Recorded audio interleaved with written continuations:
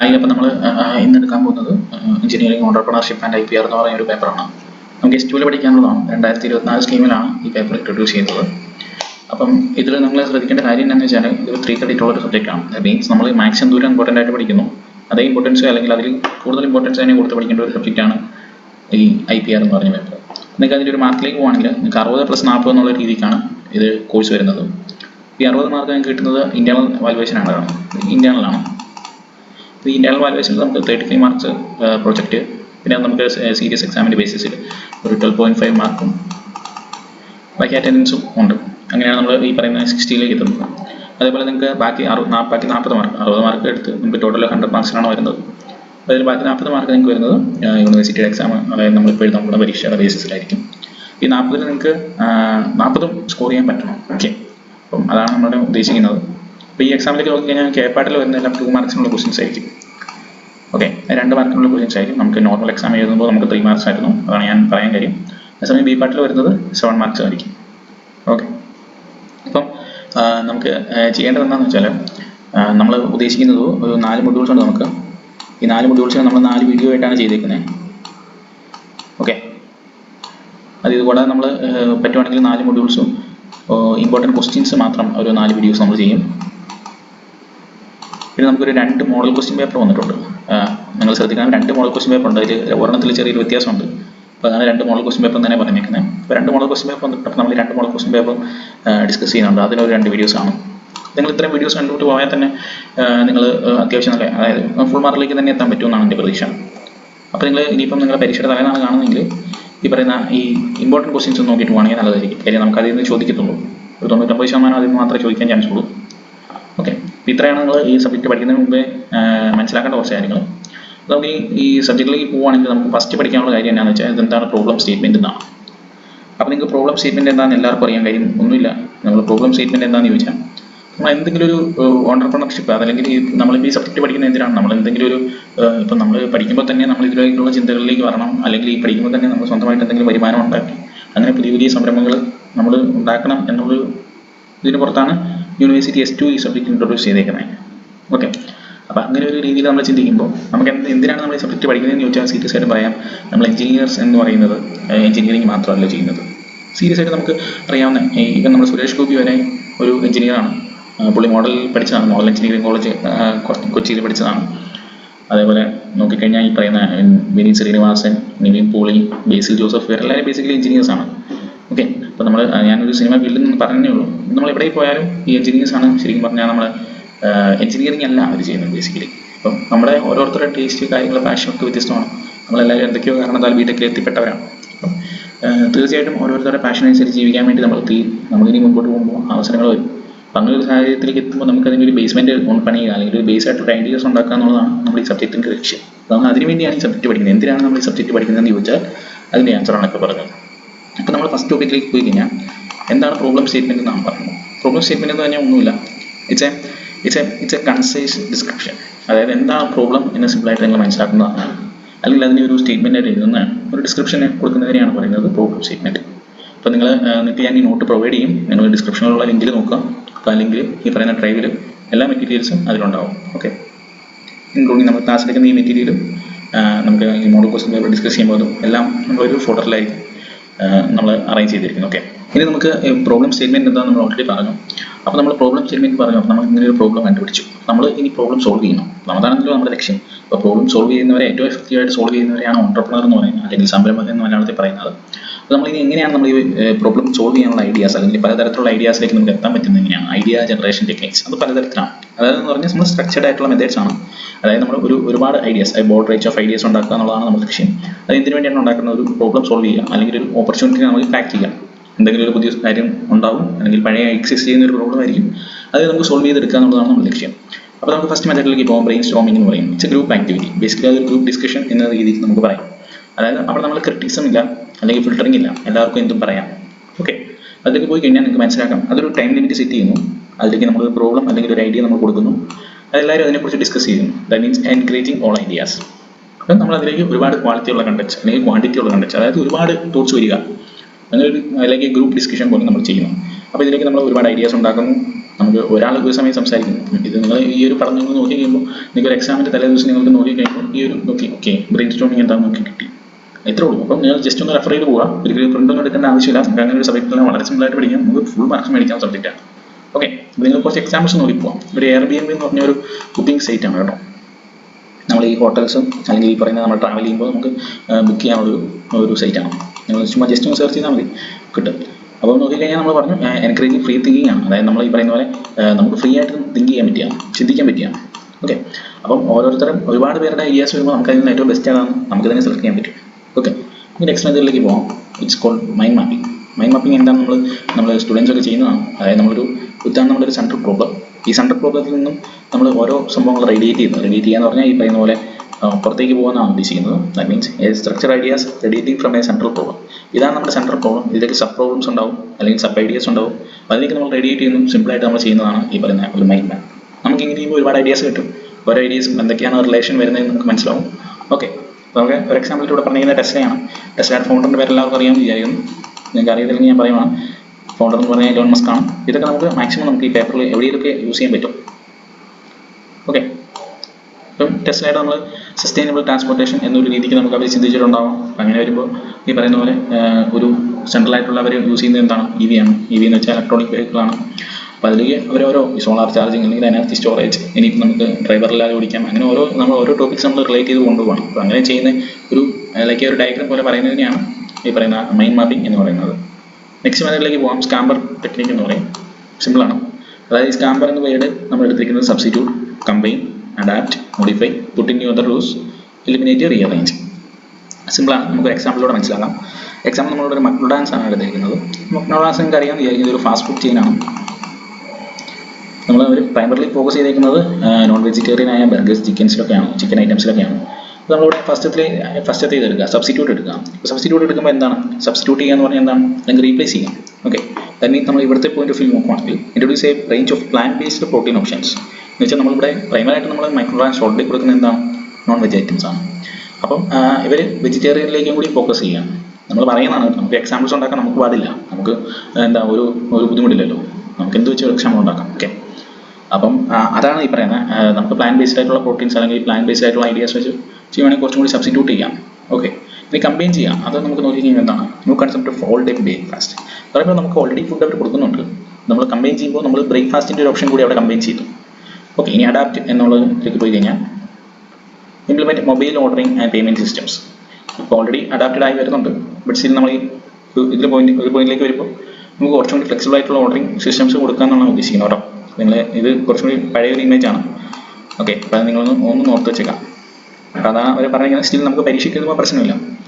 അതേപോലെ മോഡിഫൈ എന്ന് പറയുമ്പോൾ എന്താണ് ഹാപ്പി മീൽ ഓഫറിങ്സ്, അല്ലെങ്കിൽ ഈ പറയുന്ന പോലെ പോർഷൻ സൈസ് കുറച്ച് ഹെൽത്തിയർ സൈഡിലേക്ക് നമുക്ക് ഈ പറയുന്ന പോലെ ആപ്പിൾ, ഇതുപോലെ മിൽക്ക്, അങ്ങനത്തെ കാര്യങ്ങളിലേക്ക് കുറച്ചുകൂടി നമ്മൾ അങ്ങനെയൊക്കെ ആറ്റിക്കഴിഞ്ഞാൽ ഈ പറയുന്ന മക്ഡൊണാൾഡ്സ് അല്ലാതെ പോകും. ബട്ട് സ്റ്റിൽ പേപ്പറിൽ എഴുതുമ്പോൾ കുഴപ്പമില്ല. അതേപോലെ തന്നെ പുട്ടിൻ അതർ യൂസ് എന്ന് പറയുമ്പോൾ നമുക്ക് ഈ പറയുന്ന drive through lunch service, mobile order pickups point, അങ്ങനെ അതായത് നമ്മൾ മൊബൈലിൽ ഓർഡർ ചെയ്ത് നമുക്ക് പോയി പിക്കപ്പ് ചെയ്യാൻ പറ്റുന്ന പോലെ. ഓക്കെ, അങ്ങനത്തെ സിറ്റുവേഷനിലൊക്കെ നമുക്ക് ചെയ്യാൻ പറ്റും. അതേപോലെ തന്നെ എലിമിനേറ്റ് എന്ന് പറയുമ്പോൾ ഈ പറയുന്ന പോലെ നമുക്ക് ലെസ്സറായിട്ട് നമുക്ക് ആൾക്കാർക്ക് താല്പര്യം കുറവുള്ള മെനു നമുക്ക് ഈ പറയുന്ന പോലെ ഒഴിവാക്കാൻ പറ്റും. അതാണ് എലിമിനേറ്റ് ചെയ്യാൻ ഉദ്ദേശിക്കുന്നത്. അതേപോലെ തന്നെ റീയൂസ് അല്ലെങ്കിൽ റീഅറേഞ്ച് എന്ന് പറയുമ്പോൾ പറഞ്ഞ പോലെ സെൽഫ് സർവീസ് ക്യൂസ്, നമുക്ക് സിമ്പിളായിട്ട് പറഞ്ഞാൽ വെൻഡിങ് മെഷീൻസ് പോലത്തെ ഐഡിയാസൊക്കെ കുറച്ചും കൂടി പോപ്പുലറൈസ് ആക്കിയാൽ ബെറ്ററായി. അപ്പോൾ നിങ്ങൾ എന്താ ചെയ്യേണ്ടതെന്ന് വെച്ചാൽ നമുക്കൊരു സിറ്റുവേഷൻ തന്ന സ്കാമ്പർ എന്ന് പറഞ്ഞു കഴിഞ്ഞാൽ നിങ്ങൾ പഠിക്കേണ്ടത് substitute, combine, adapt, modify, put in another use, eliminate, rearrange. ഈ ഐഡിയ നിങ്ങൾക്ക് മനസ്സിലുണ്ടെങ്കിൽ നിങ്ങൾക്ക് എന്ത് എഴുതാൻ പറ്റും. അപ്പോൾ നമുക്ക് ഒന്നുകിൽ ഒരു സിറ്റുവേഷൻ തരാം, അല്ലെങ്കിൽ ഈ പറയുന്ന പോലെ സ്കാമ്പർ ടെക്നിക്ക് എന്താണെന്ന് എനിക്ക് എക്സ്പ്ലെയിൻ ചെയ്യാൻ പറയാം. ഇനി അതും അല്ലെങ്കിൽ നമുക്ക് ഈ പറയുന്ന പോലെ ഐഡിയ ജനറേഷൻ ടെക്നിക്സ് എന്താണെന്ന് എക്സ്പ്ലെയിൻ ചെയ്യാൻ ചോദിക്കാം. അപ്പോൾ അങ്ങനെ ഏത് സിറ്റുവേഷൻ ആണെങ്കിലും നിങ്ങൾക്ക് ഐഡിയ ഉണ്ടെങ്കിൽ നിങ്ങൾക്ക് തന്നെ എഴുതാവുന്നേ ഉള്ളൂ. ഈ സബ്ജക്റ്റ് ഫുള്ള് നിങ്ങൾക്ക് അങ്ങനെ എഴുതാവുന്നേ ഉള്ളൂ. പക്ഷേ കുറച്ച് കാര്യങ്ങൾ നമ്മൾ ടെക്നിക്കലായിട്ട് അറിഞ്ഞാൽ ബെറ്റർ ആയിരിക്കും. ഓക്കെ, നെക്സ്റ്റ് മെത്തേഡാണ് SWOT അനാലിസിസ്. SWOT എന്ന് പറഞ്ഞാൽ എന്താ? Strength, weakness, opportunity, threats. നിങ്ങൾക്കറിയാം സ്ട്രെങ്ത് ആണെന്ന് എനിക്കറിയാം. എന്താണ് നമ്മുടെ പ്രൊഡക്റ്റ്, എന്താണ് ഏതിലാണ് പെർഫെക്റ്റ്, അല്ലെങ്കിൽ എന്തിനാണ് ഏറ്റവും നല്ലതായിട്ട് നമ്മൾ പെർഫോം ചെയ്യുന്നത്, അങ്ങനത്തെ കാര്യത്തിൽ പറയുന്നതാണ് സ്ട്രെങ്ത്. അതേപോലെ വീക്ക്നെസ് എന്താണ്? വീക്ക്നെസ് എന്ന് പറഞ്ഞാൽ എന്താണ്? ഒരിക്കലും ത്രെഡ്സും വീക്ക്നെസ്സും സെയിം അല്ല. വീക്ക്നെസ് എന്ന് പറഞ്ഞാൽ ഇതാണ്. വീക്ക്നെസ് എന്ന് പറഞ്ഞാൽ നമ്മുടെ കമ്പനിയിൽ കുറവുള്ളത് എന്താണ്, അല്ലെങ്കിൽ നമ്മുടെ കമ്പനിയിൽ നമുക്കറിയാം ഇതിങ്ങനെ കാര്യങ്ങളുണ്ട്, പക്ഷെ നമ്മളത് മെയിൻറ്റെയിൻ ചെയ്ത് കൊണ്ടുപോകും. അങ്ങനെ പറയുന്ന കാര്യങ്ങൾ പറയുന്നതാണ് നമ്മുടെ കമ്പനി എന്ത് ലാക്ക് ചെയ്യുന്നു എന്നുള്ളതിനെ പറയുന്നതാണ് വീക്ക്നെസ്. അതേസമയം ത്രെഡ്സ് എന്ന് പറഞ്ഞാൽ എന്താണ്? ബാക്കിയുള്ളവർ കാരണം നമ്മുടെ കമ്പനിക്ക് വരുന്ന പ്രശ്നങ്ങളെയാണ് ത്രെഡ്സ് എന്നുകൊണ്ട് ഉദ്ദേശിക്കുന്നത്. ഓക്കെ, അതായത് ഈ പറയുന്ന പോലെ എമർജിങ് കോമ്പറ്റീറ്റേഴ്സ് വരുന്നു, അല്ലെങ്കിൽ ഈ പറയുന്ന പോലെ റെഗുലേറ്ററി എൻവയോൺമെൻറ്റ്സ് ഒക്കെ മാറുന്നു, ഈ പറയുന്ന പോലെ കസ്റ്റമറിൻ്റെ ആറ്റിറ്റ്യൂഡ് മാറുന്നു. അതായത് നമ്മൾ ഫസ്റ്റ് ടൈമിൽ ഈ പറയുന്ന പോലെ ഒരു ടി വി മേടിക്കാൻ എല്ലാവരും പോകുമ്പോൾ ഈ പറയുന്ന സാംസങ് ആണ് എൻ്റെ വീട്ടിലെ ടി വി, അല്ലെങ്കിൽ എനിക്ക് ടി വി എന്ന് പറയുന്നത് സാംസങ് മാത്രം മതി. അപ്പം അങ്ങനെ ഒരു ചിന്തയിൽ നിന്ന് ഇപ്പം വരുന്ന ചൈന കമ്പനി, ഇപ്പം ജസ്റ്റ് പറയുകയാണെങ്കിൽ എക്സാമ്പിൾ പറയുകയാണെങ്കിൽ നിങ്ങളിപ്പോൾ പറയുന്ന റിയൽമി ഇറക്കുന്ന ടി വി, അവരൊക്കെ ഇറക്കുന്ന ടി വി നമ്മളത് മേടിക്കാൻ ഓക്കെ, നമുക്ക് ട്രൈ ചെയ്ത് നോക്കാം. അല്ലെങ്കിൽ അങ്ങനെ ഒരു സിറ്റുവേഷനിലേക്ക് വരുമ്പോൾ സീരിയസ്ലി നമ്മുടെ സാംസങ്ങിന് വരുന്ന എന്തൊരു പ്രശ്നമാണ്, ത്രെറ്റ്സാണ്, ഇതൊക്കെ ഒരു ത്രെറ്റാണ് സാംസങ്ങിൻ്റെ പോയിന്റ് ഓഫ് വ്യൂ നോക്കുമ്പോൾ. അതേസമയം നമ്മൾ ഈ പറയുന്ന പോലെ ഓപ്പോസിറ്റ് ഇരിക്കുന്ന കമ്പനികൾ നോക്കി കഴിയുമ്പോൾ അവർക്ക് ഒരു ഓപ്പർച്യൂണിറ്റിയാണ്. കുറച്ചുകൂടി വില കുറച്ചുകൂടി ക്വാളിറ്റി ഉള്ള സാധനം കൊടുത്താൽ ദാറ്റ്സ് ആൻ ഓപ്പർച്യൂണിറ്റി. അപ്പോൾ എല്ലാവരുടെയും പോയിന്റ് ഓഫ് വ്യൂവിലാണ് ചിന്തിക്കുന്നത്. അപ്പം ഞാൻ ഈ സബ്ജക്റ്റ് പാടാമെന്ന് വിചാരിച്ചു, അല്ലെങ്കിൽ ചുമ്മാ ഒരു രസമില്ലാന്ന് വിചാരിച്ച് അതെനിക്ക് പാടാം, അതേസമയം ഞാൻ ട്രൈ ചെയ്യാൻ നോക്കാം എന്ന് വിചാരിച്ചാൽ അവിടെ എനിക്ക് ഓക്കെ, ഞാൻ അക്സെപ്റ്റ് ചെയ്യുവാണ്, അത് നമ്മുടെ സ്ട്രെങ്ത് ആണ്. ഓക്കെ, ഞാൻ പറഞ്ഞപ്പോൾ അതിനേ ഉള്ളൂ. നമ്മളിങ്ങനെ ഐഡിയ ഉണ്ടാക്കി, അപ്പോൾ ഈ ഉണ്ടാക്കിയ ഐഡിയാസ് ഇപ്പം നമുക്ക് ഓൾറെഡി ഐഡിയാസ് കിട്ടി. ഓക്കെ, അപ്പോൾ ഈ ഐഡിയാസിനെ നമ്മളൊന്ന് റിഫൈൻ ചെയ്തെടുക്കണം. ഇപ്പോൾ റിഫൈൻ ചെയ്തു, ദെൻ അതിനെ വർക്കിംഗ് ചെയ്തു, ദെൻ അത് പ്രൊഡക്റ്റ് ആക്കും. ഓക്കെ, ഇങ്ങനെയാണ് നമ്മളിത് വർക്കിംഗ് പോകുന്നത്. അപ്പോൾ നമ്മൾ ഓൾറെഡി ഐഡിയ ചെയ്തു, ദെൻ നമുക്ക് എന്ത് ചെയ്യണം, റിഫൈൻ ചെയ്യണം. ഓക്കെ, അപ്പോൾ അതാണ് നമ്മുടെ next topic, that means developing and refining ideas. അപ്പോൾ നമ്മളൊരു ഐഡിയ നമ്മളിൽ എത്തി എങ്കിൽ നമ്മൾ എന്ത് ചെയ്യണം, അതിൻ്റെ ഫീസിബിലിറ്റി ചെക്ക് ചെയ്യാം. ദാറ്റ് മീൻസ് ഇത് സ്കെയിലബിൾ ആണോ, നമ്മൾ സ്കെയിലബിൾ ആയിട്ടുള്ള ഒരു ബിസിനസ് ആണെങ്കിൽ അത് സ്കെയിലബിൾ ആണോ, അല്ലെങ്കിൽ ഇത് ഓക്കെ ആണോ, ഇത് പെർഫെക്റ്റ് ആണോ എന്ന് നമ്മൾ ചോദിക്കണം, നമ്മളോട് തന്നെ ദെൻ നമ്മൾ നെക്സ്റ്റ് മാർക്കറ്റ് ഫിറ്റ്, അല്ലെങ്കിൽ നമ്മൾ ഈ ഉണ്ടാക്കിയ പ്രോഡക്റ്റ് അല്ലെങ്കിൽ നമ്മൾ ഉണ്ടാക്കുന്ന ഐഡിയ അത് മാർക്കറ്റിൽ എത്രത്തോളം വാല്യുബിൾ ആണ്, അല്ലെങ്കിൽ അതിന് എന്തെങ്കിലും ഡിമാൻഡ് ഉണ്ട്. ഇപ്പം നിങ്ങൾ ഒരു ചായക്കട തുടങ്ങി, അപ്പം ഒരു ചായ എല്ലായിടത്തും ചായ ഉള്ളിടത്ത്, അതായത് ഒരുപാട് ചായക്കട ഉള്ളിടത്ത് നിങ്ങൾ പോയി ചായക്കട തുടങ്ങിയാൽ അവിടെ നോർമലായിട്ടാണ് തുടങ്ങുന്നതെങ്കിൽ അതിൽ പ്രത്യേകിച്ച് നിങ്ങൾക്ക് കാര്യമില്ല, അത് അവിടുത്തെ ആ മാർക്കറ്റിന് അനുയോജ്യമല്ല. അതേസമയം നിങ്ങൾ ഒരു ചായ ഇല്ലാത്ത അല്ലെങ്കിൽ ഒരു വെറൈറ്റി ആയിട്ട് നിങ്ങൾക്ക് എന്തെങ്കിലും ചെയ്യാൻ പറ്റുന്നുണ്ടെങ്കിൽ അവിടെ മാർക്കറ്റ് ഫിറ്റ് ഉണ്ട്. ഓക്കെ, അതാണ് നമ്മൾ ഉദ്ദേശിക്കുന്നത്. നെക്സ്റ്റ് നമുക്ക് പ്രോട്ടോടൈപ്പ് ഡെവലപ്മെന്റ് എന്ന് പറഞ്ഞാൽ, പ്രോട്ടോടൈപ്പ് എന്താണെന്ന് വെച്ചാൽ, പ്രോട്ടോടൈപ്പ് എന്ന് വെച്ചാൽ ഒരു ബേസിക് മോഡലാണ്. ഓക്കെ, പ്രോട്ടോടൈപ്പ് എന്താണെന്ന് അറിയത്തില്ലാത്തവരാണെങ്കിൽ ഒരു ബേസിക് മോഡലിനെ പറയുന്നതാണ് പ്രോട്ടോടൈപ്പ്. അതായത് ഏറ്റവും ചിലവ് കുറച്ച് ഏറ്റവും ഫീച്ചേഴ്സ് നിങ്ങൾക്ക് ഇൻക്ലൂഡ് ചെയ്ത് നിങ്ങൾക്ക് ഒരു ഡെമോ അല്ലെങ്കിൽ ഒരു ഇൻവെസ്റ്ററുടെ അടുത്തേക്ക് നിങ്ങൾക്ക് എത്തിക്കാൻ പറ്റുന്ന ഉണ്ടെങ്കിൽ ആ ഒരു മോഡലിനെ പറയുന്നതാണ് ഈ പറയുന്ന പ്രോട്ടോടൈപ്പ്. അത് ലോ കോസ്റ്റ് ആയിരിക്കും, നമ്മുടെ ഫംഗ്ഷനാലിറ്റി ടെസ്റ്റ് ചെയ്യാനുള്ള ഒരു ഉദ്ദേശം മാത്രമേ ഉള്ളൂ. then നമ്മൾ ഐട്രേറ്റ് ചെയ്യാം. ഈ പറയുന്ന സ്റ്റെപ്പ് നമ്മൾ ഐഡിയാസ് ഉണ്ടാക്കി കഴിഞ്ഞാൽ നമ്മൾ ഐട്രേറ്റ് ചെയ്യുന്നു. ദാറ്റ് മീൻസ് ഐട്രേഷൻ എന്ന് പറഞ്ഞാൽ കണ്ടിന്യൂസ് പ്രോസസ്സാണ്. അതായത് നിങ്ങൾ ഒരു പ്രശ്നം ഉണ്ടാക്കി അല്ലെങ്കിൽ ആ പ്രശ്നത്തെ സോൾവ് ചെയ്തു, ഇപ്പോൾ ഒരു ഐഡിയ ഉണ്ടാക്കി, ആ ഐഡിയനെ കുറച്ച് കൂടി നിങ്ങൾ ആലോചിച്ച് ഒരുപാട് പ്രശ്നങ്ങൾ ഉണ്ടാക്കുന്നത് മനസ്സിലായി. അപ്പോൾ ആ പ്രശ്നങ്ങൾ നിങ്ങൾ പിന്നെയും റിഫൈൻ ചെയ്തുകൊണ്ടിരിക്കണം. ഓക്കെ, ആ ഒരു പ്രോസസ്സിനെ പറയുന്നതാണ് ഐട്രേഷൻ. നെക്സ്റ്റ് എന്ന് പറയുന്നത് വാലിഡേഷൻ ആണ്. നിങ്ങൾ ഐഡിയ വാലിഡേറ്റ് ചെയ്യുന്നു, നിങ്ങൾ അതിനൊരു കൃത്യമായിട്ടുള്ള ഒരു പ്രൈസിങ് അല്ലെങ്കിൽ ഒരു പ്ലാറ്റ്ഫോമിലേക്ക് നിങ്ങൾ അവതരിപ്പിക്കുന്നു ഒരു ബിസിനസ് മോഡലായിട്ട്. ഓക്കെ, ദെൻ നിങ്ങൾ ഈ സ്റ്റേക്ക് ഹോൾഡേഴ്സ് എന്ന് പറഞ്ഞാൽ നമ്മുടെ ബിസിനസ്സുമായിട്ട് നമുക്ക് ഇന്റേണലിയും എക്സ്റ്റേണലിയും ആയിട്ട് ബന്ധപ്പെട്ട് നിൽക്കുന്ന ആൾക്കാരെ പറയുന്നതാണ് സ്റ്റേക്ക് ഹോൾഡേഴ്സ് എന്ന്. നമ്മൾ ഫോർത്ത് മോഡിൽ അത് ഡീറ്റെയിൽ ആയിട്ട് നമ്മൾ ഡിസ്കസ് ചെയ്യുന്നുണ്ട്. അപ്പം ഞാൻ ജസ്റ്റ് പറഞ്ഞേ ഉള്ളൂ. അപ്പം നമ്മൾ വാലിഡേറ്റ് ചെയ്യുന്നു. ഓക്കെ, അപ്പോൾ നിങ്ങൾ എക്സാമ്പിൾ നിങ്ങൾ മനസ്സിലാക്കി വെക്കുക. ഇൻസ്റ്റഗ്രാമിൻ്റെ എവല്യൂഷനാണ്. ഇൻസ്റ്റഗ്രാം എന്ന് പറയുന്നത് ഫസ്റ്റ് ഇൻസ്റ്റഗ്രാം അല്ലായിരുന്നു. ദാറ്റ് ഈസ് എ ബർബൺ എന്ന് പറഞ്ഞൊരു ആപ്പായിരുന്നു. അതൊരു ചെക്കിൻ ആപ്പായിരുന്നു, ഫോട്ടോ ഷെയറിങ് ആപ്പായിരുന്നു, ഗെയിം ചെറിയ രീതിയിലുണ്ടായിരുന്നു. അപ്പം ആൾക്കാർക്ക് യൂസറിൻ്റെ ഫീഡ്ബാക്ക് എന്തായിരുന്നു, യൂസറിൻ്റെ ഫീഡ്ബാക്ക് എടുത്തപ്പോൾ പീപ്പിൾ എന്ത് ചെയ്യണം, ആൾക്കാർ എന്തിനാണ് യൂസ് ചെയ്തുകൊണ്ടിരുന്നത്, ഫോട്ടോ ഷെയർ ചെയ്യാൻ വേണ്ടിയായിരുന്നു. ഓക്കെ, ഇതിനൊക്കെയായിരുന്നു പ്രൈമറി യൂസ്. ഓക്കെ, അപ്പോൾ ഇങ്ങനൊരു സാഹചര്യത്തിലാണ് ഈ പറയുന്ന ഇൻസ്റ്റഗ്രാം ഫിൽറ്റേഴ്സ് അങ്ങനത്തെ കാര്യങ്ങളൊക്കെ കൊണ്ടുപോകും. നമ്മൾ എന്താണ് ഇതുകൊണ്ട് ഉദ്ദേശിക്കുന്നതെന്ന് വെച്ചാൽ, ഇപ്പോൾ നമുക്ക് യൂസറിൻ്റെ ഫീഡ്ബാക്ക് അനുസരിച്ച് ഇവരുടെ ഈ ആപ്പ്, അതായത് മീൻസ് ബർബൺ എന്ന് പറഞ്ഞ ആപ്പ് ഇൻസ്റ്റഗ്രാമിലേക്ക് മാറി. ഓക്കെ, അപ്പോൾ അതാണ് നമ്മൾ ഉദ്ദേശിക്കുന്നത്. അതായത് ദാറ്റ് മീൻസ് റിഫൈൻമെൻ്റ് ആണ് അവിടെ ഉദ്ദേശിച്ചിരിക്കുന്നത്. ഓക്കെ, ദെൻ നമുക്ക് നെക്സ്റ്റ് ടോപ്പിലേക്ക് പോകാം. നമ്മുടെ ഒരു മെയിൻ ടോപ്പിക്കാണ് എന്താണ് ആക്ച്വലി ഇന്നോവേഷൻ. അപ്പോൾ ഇന്നോവേഷൻ എന്താണെന്ന് മനസ്സിലാക്കാൻ ഏറ്റവും സിമ്പിളായിട്ട് ഞാൻ ഒരു എക്സാമ്പിൾ കാണിക്കാം. അപ്പോൾ നിങ്ങൾ ഈ വീഡിയോയിലേക്ക് ഒന്ന് നോക്കുക. നല്ല ചൂടുള്ള ചായ, കൂൾ ഡ്രിങ്ക്സ് പോലെ കുടിക്കാൻ സ്ട്രോ വേണോ? ഏയ്, ചായ കൂടി കഴിഞ്ഞു. ഇനി കപ്പ് കൊണ്ടുപോകാൻ കൈ വരുമോ? എന്താ ആ കപ്പുകളെല്ലാം ടേബിളിന്റെ പുറത്ത് വെക്കൂ. Now you see. Don't worry. ഈ കപ്പുകളെല്ലാം യന്ത്രം തന്നെ കഴുകി വെക്കോ? ഇല്ല, ഗസ്റ്റുകളെല്ലാം പോയതിനു ശേഷം ഈ മൂടി തുറന്ന് ഞാൻ തന്നെ കഴുകി വെക്കും. ശാസ്ത്രത്തിന്റെ ഒരു വളർച്ച. അങ്ങനെ ഇനി എന്തെല്ലാം കാണാൻ കിടക്കുന്നു. കുറച്ചു നേരം ഗോലി കളിക്കട്ടെ.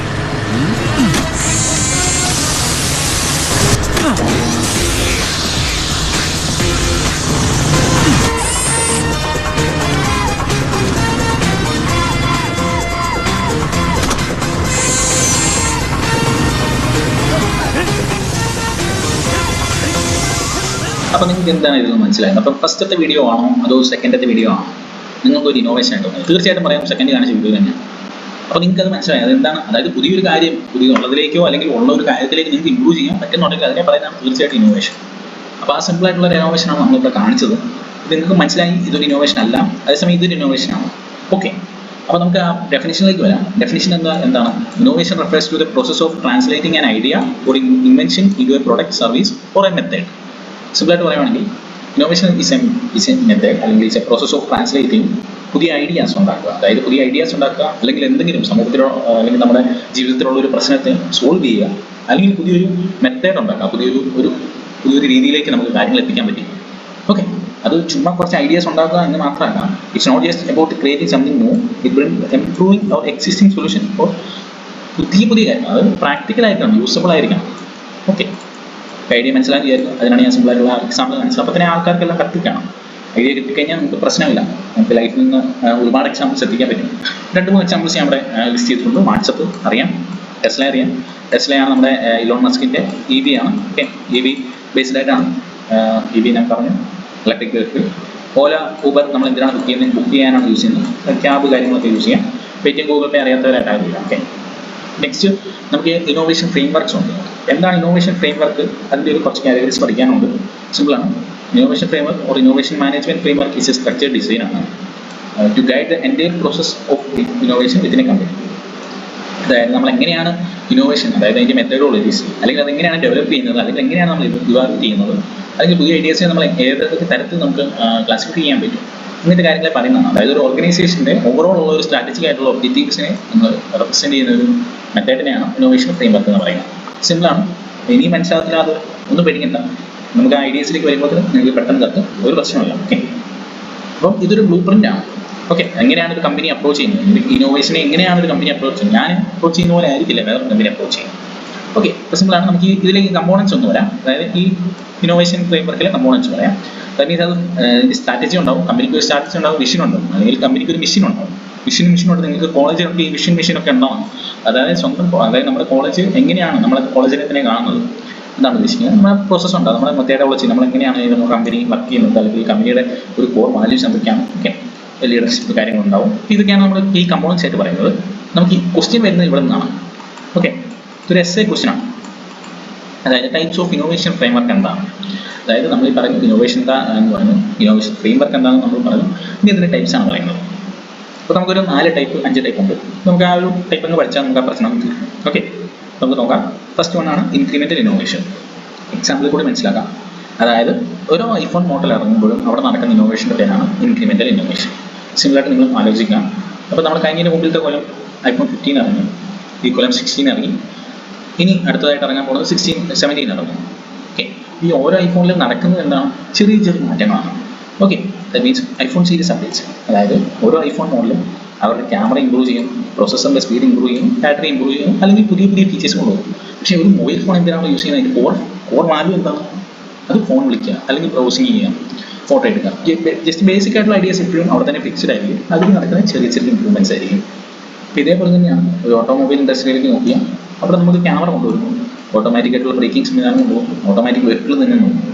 ഓക്കെ, അപ്പോൾ അതിലൊക്കെ എന്താണ് നടക്കുന്നത്? അത് ജസ്റ്റ് ഇൻക്രിമെൻറ്റ് ചെയ്യണം. അപ്പോൾ നമ്മൾ ഉള്ള ഒരു കാര്യത്തിന് ഇൻക്രിമെൻറ്റ് ചെയ്യുന്നതിനെ പറയുന്നതാണ് ഇൻക്രിമെൻ്റൽ ഇന്നോവേഷൻ. അത് നമ്മൾ ചെയ്യുന്നത് എന്താണ്? കണ്ടിന്യൂസ് ആയിട്ടുള്ള സ്മോൾ ഇമ്പ്രൂവ്മെൻറ്റ്സ് ആണ്. ഓക്കെ, അതിൻ്റെ ഗോൾ എന്താണ്? അതായത് എക്സിസ്റ്റിംഗ് പ്രോഡക്ട്സിനെ സർവീസിനെ എൻഹാൻസ് ചെയ്യുക.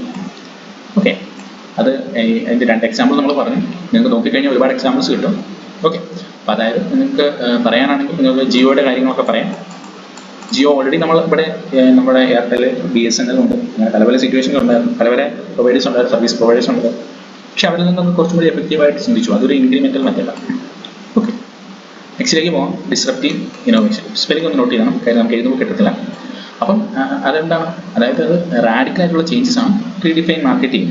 അതായത് ഉള്ള ഒരു മാർക്കറ്റ് ആവാം, പക്ഷെ അതിനെ കുറച്ചും കൂടി ഒരു ആരും ചിന്തിക്കാത്തൊരു രീതിയിലേക്ക് നമ്മൾ പുതിയൊരു വേ ഓഫ് രീതിയിലേക്ക് നമുക്ക് പുതിയൊരു വരുമാനത്തിനുള്ള രീതിയിലേക്ക് എത്തിക്കുന്നത്. സിമ്പിളായിട്ട് നോക്കാം. എക്സാമ്പിൾ നോക്കാം. നെറ്റ്ഫ്ലിക്സിൻ്റെ എക്സാമ്പിൾ എടുക്കാം. ഓക്കെ, അവർ എന്താണ് ചെയ്തുകൊണ്ടിരുന്നത്? അല്ലെങ്കിൽ നമ്മൾ ഈ പറയുന്ന പോലെ DVD അങ്ങനെയുള്ള കാര്യങ്ങളിലേക്ക് ആൾക്കാർ ഇരുന്നപ്പോൾ നെറ്റ്ഫ്ലിക്സ് എന്നൊരു പ്ലാറ്റ്ഫോം ഓൺലൈൻ സ്ട്രീമിംഗ് അല്ലെങ്കിൽ ഓൺലൈൻ വീഡിയോ സ്ട്രീമിംഗ് നമ്മൾ കൊണ്ടുപോകുന്നു.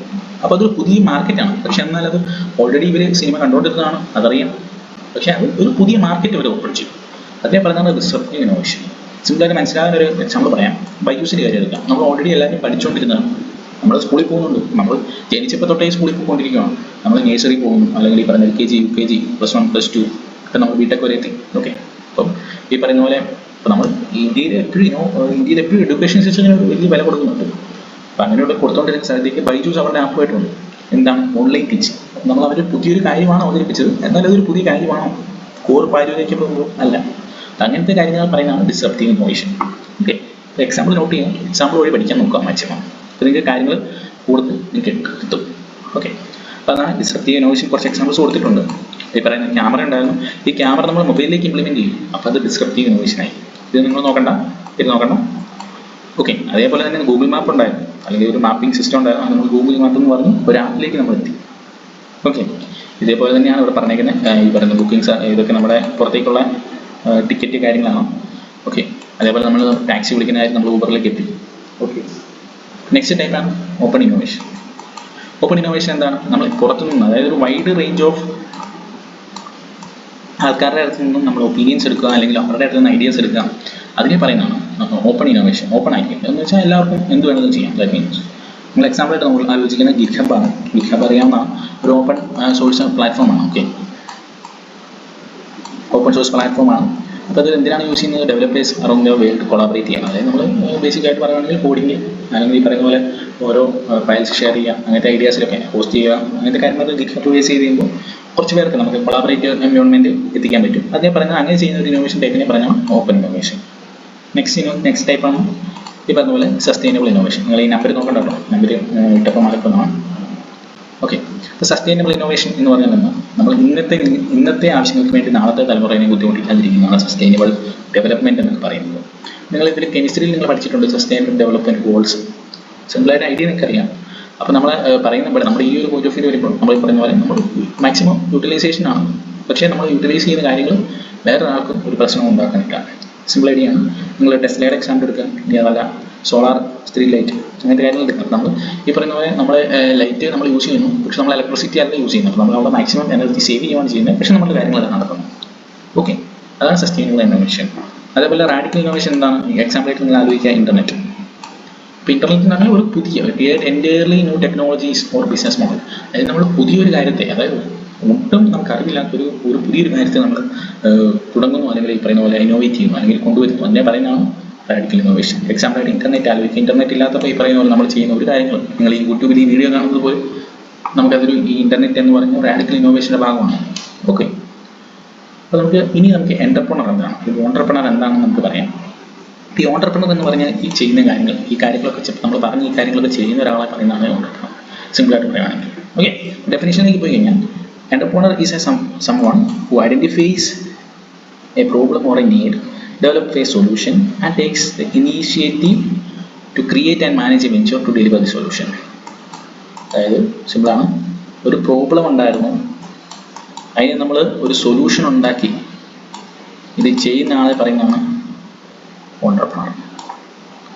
ഓക്കെ, അപ്പം അയാൾ റിസ്ക് എടുക്കുന്നുണ്ട്. ഓക്കെ, അയാൾ പുതിയ കാര്യങ്ങൾ സമൂഹത്തിനോ അല്ലെങ്കിൽ അയാൾക്കും വേണ്ടി കാര്യങ്ങൾ ചെയ്യുന്നു. ഇപ്പോൾ പുതിയ രീതിയിൽ ചെയ്യുന്നു, ഏറ്റവും എഫക്റ്റീവായിട്ട് ചെയ്യുന്നു. അങ്ങനെ ഒരാളെ പറയുന്നതാണ് ഓണ്ടർപ്രണർ. ഓക്കെ, നമുക്ക് ഒരു ഓണ്ടർപ്രണർക്ക് വേണ്ട മൈൻഡ് സെറ്റിംഗ് എന്താണ്, അല്ലെങ്കിൽ ഒരു ഓണ്ടർപ്രണർക്ക് വേണ്ട ക്വാളിറ്റീസ് എന്താണ്, ഇങ്ങനെ ഒരു ക്വസ്റ്റ്യൻ വന്നു കഴിഞ്ഞാൽ നമ്മൾ എന്തൊക്കെയാണ് നോക്കേണ്ടതെന്നുള്ളതാണ്. ക്വാളിറ്റീസ് ആണ്. ഓക്കെ, അപ്പോൾ ഒരു ഓണ്ടർപ്രണർക്ക് വേണ്ട മൈൻഡ് സെറ്റ് എന്താണ്, അങ്ങനത്തെ കാര്യമാണ് ഒരു എന്തൊക്കെയാണ് ഒരു ആറ്റിറ്റ്യൂഡ്സ് അല്ലെങ്കിൽ ഒരു സ്കിൽസ് ആയിട്ട് നമുക്ക് വേണ്ടത്, ഒരു ബേസിക്കായിട്ട് പറയുന്നതാണ്. അപ്പം ഇവിടെ നമുക്ക് ഒരിക്കലും ഇതിൽ ഇത്ര മതി അല്ലെങ്കിൽ ഇത്രയും പോരാ എന്ന് നമുക്ക് പറയുന്നില്ല. ഓരോരുത്തരും ഇടപെടുന്ന കാര്യങ്ങൾ അല്ലെങ്കിൽ ഇടപെടുന്ന ഫീൽഡ് അനുസരിച്ച് നമുക്ക് വേണ്ട സ്കിൽസും മാറും. ഓക്കെ, നമുക്ക് എന്നാലും ബേസിക്കായിട്ട് വേണ്ട ഒരു കുറച്ച് കാര്യങ്ങൾ പറയുന്നതാണ്. റിസ്ക് എടുക്കാനുള്ള ഒരു ഐഡിയ വേണം. ഓക്കെ, അല്ലെങ്കിൽ ഈ പറയുന്ന പോലെ കാൽക്കുലേറ്റഡ് ആയിട്ടുള്ള റിസ്ക്. ചുമ്മാ നമുക്ക് ഇപ്പോൾ ഞാൻ 100 രൂപ എന്ന് ലോട്ടറി എടുത്തു, അത് എനിക്ക് കിട്ടാനുള്ള ചാൻസ് വളരെ കുറവാണ്. അതൊരിക്കലും റിസ്ക് അല്ല, അത് നമുക്ക് അറിയാവുന്നതാണ്, നമുക്കറിയാം അതെന്തായാലും കിട്ടാൻ വളരെ ചാൻസ് കുറവാണ്. അതേസമയം നമുക്ക് കാൽക്കുലേറ്റഡ് ആയിട്ടുള്ള റിസ്ക്സ് ഉണ്ട്. കാൽക്കുലേറ്റഡ് റിസ്ക്സ് എന്ന് വെച്ചാൽ ഞാനിപ്പോൾ ഒരു ആവറേജ് ഒരു ചായ കുടിക്കാൻ ഒരു കടയിൽ ഒരു 100 പേര് ഒരു ദിവസം വരാം, അല്ലെങ്കിൽ 50 മുതൽ 100 പേര് വരാം. അങ്ങനെ വന്നാൽ എനിക്ക് ചായ വന്നില്ലെങ്കിൽ ഇങ്ങനെ നമുക്ക് കാൽക്കുലേറ്റഡ് ആയിട്ടുള്ള ഒരു റിസ്ക്സ് ഉണ്ട്. നമുക്കറിയാം ഒരു 100 പേര് ഒരു ചായ കുടിക്കാൻ വരുന്നൊരു കടയാണ് നമ്മൾ പ്രതീക്ഷിക്കുന്നത്. നമുക്ക് ഒരു മിനിമം എന്തായാലും ഒരു 50 പേര് ഒരു ദിവസം വരുമ്പോൾ നമ്മൾ പ്രതീക്ഷിച്ച് കഴിഞ്ഞാൽ ദാറ്റ്സ് എ കാൽക്കുലേറ്റഡ് റിസ്ക്. നമുക്ക് പ്രഡിക്റ്റബിൾ ആണ്. That's it.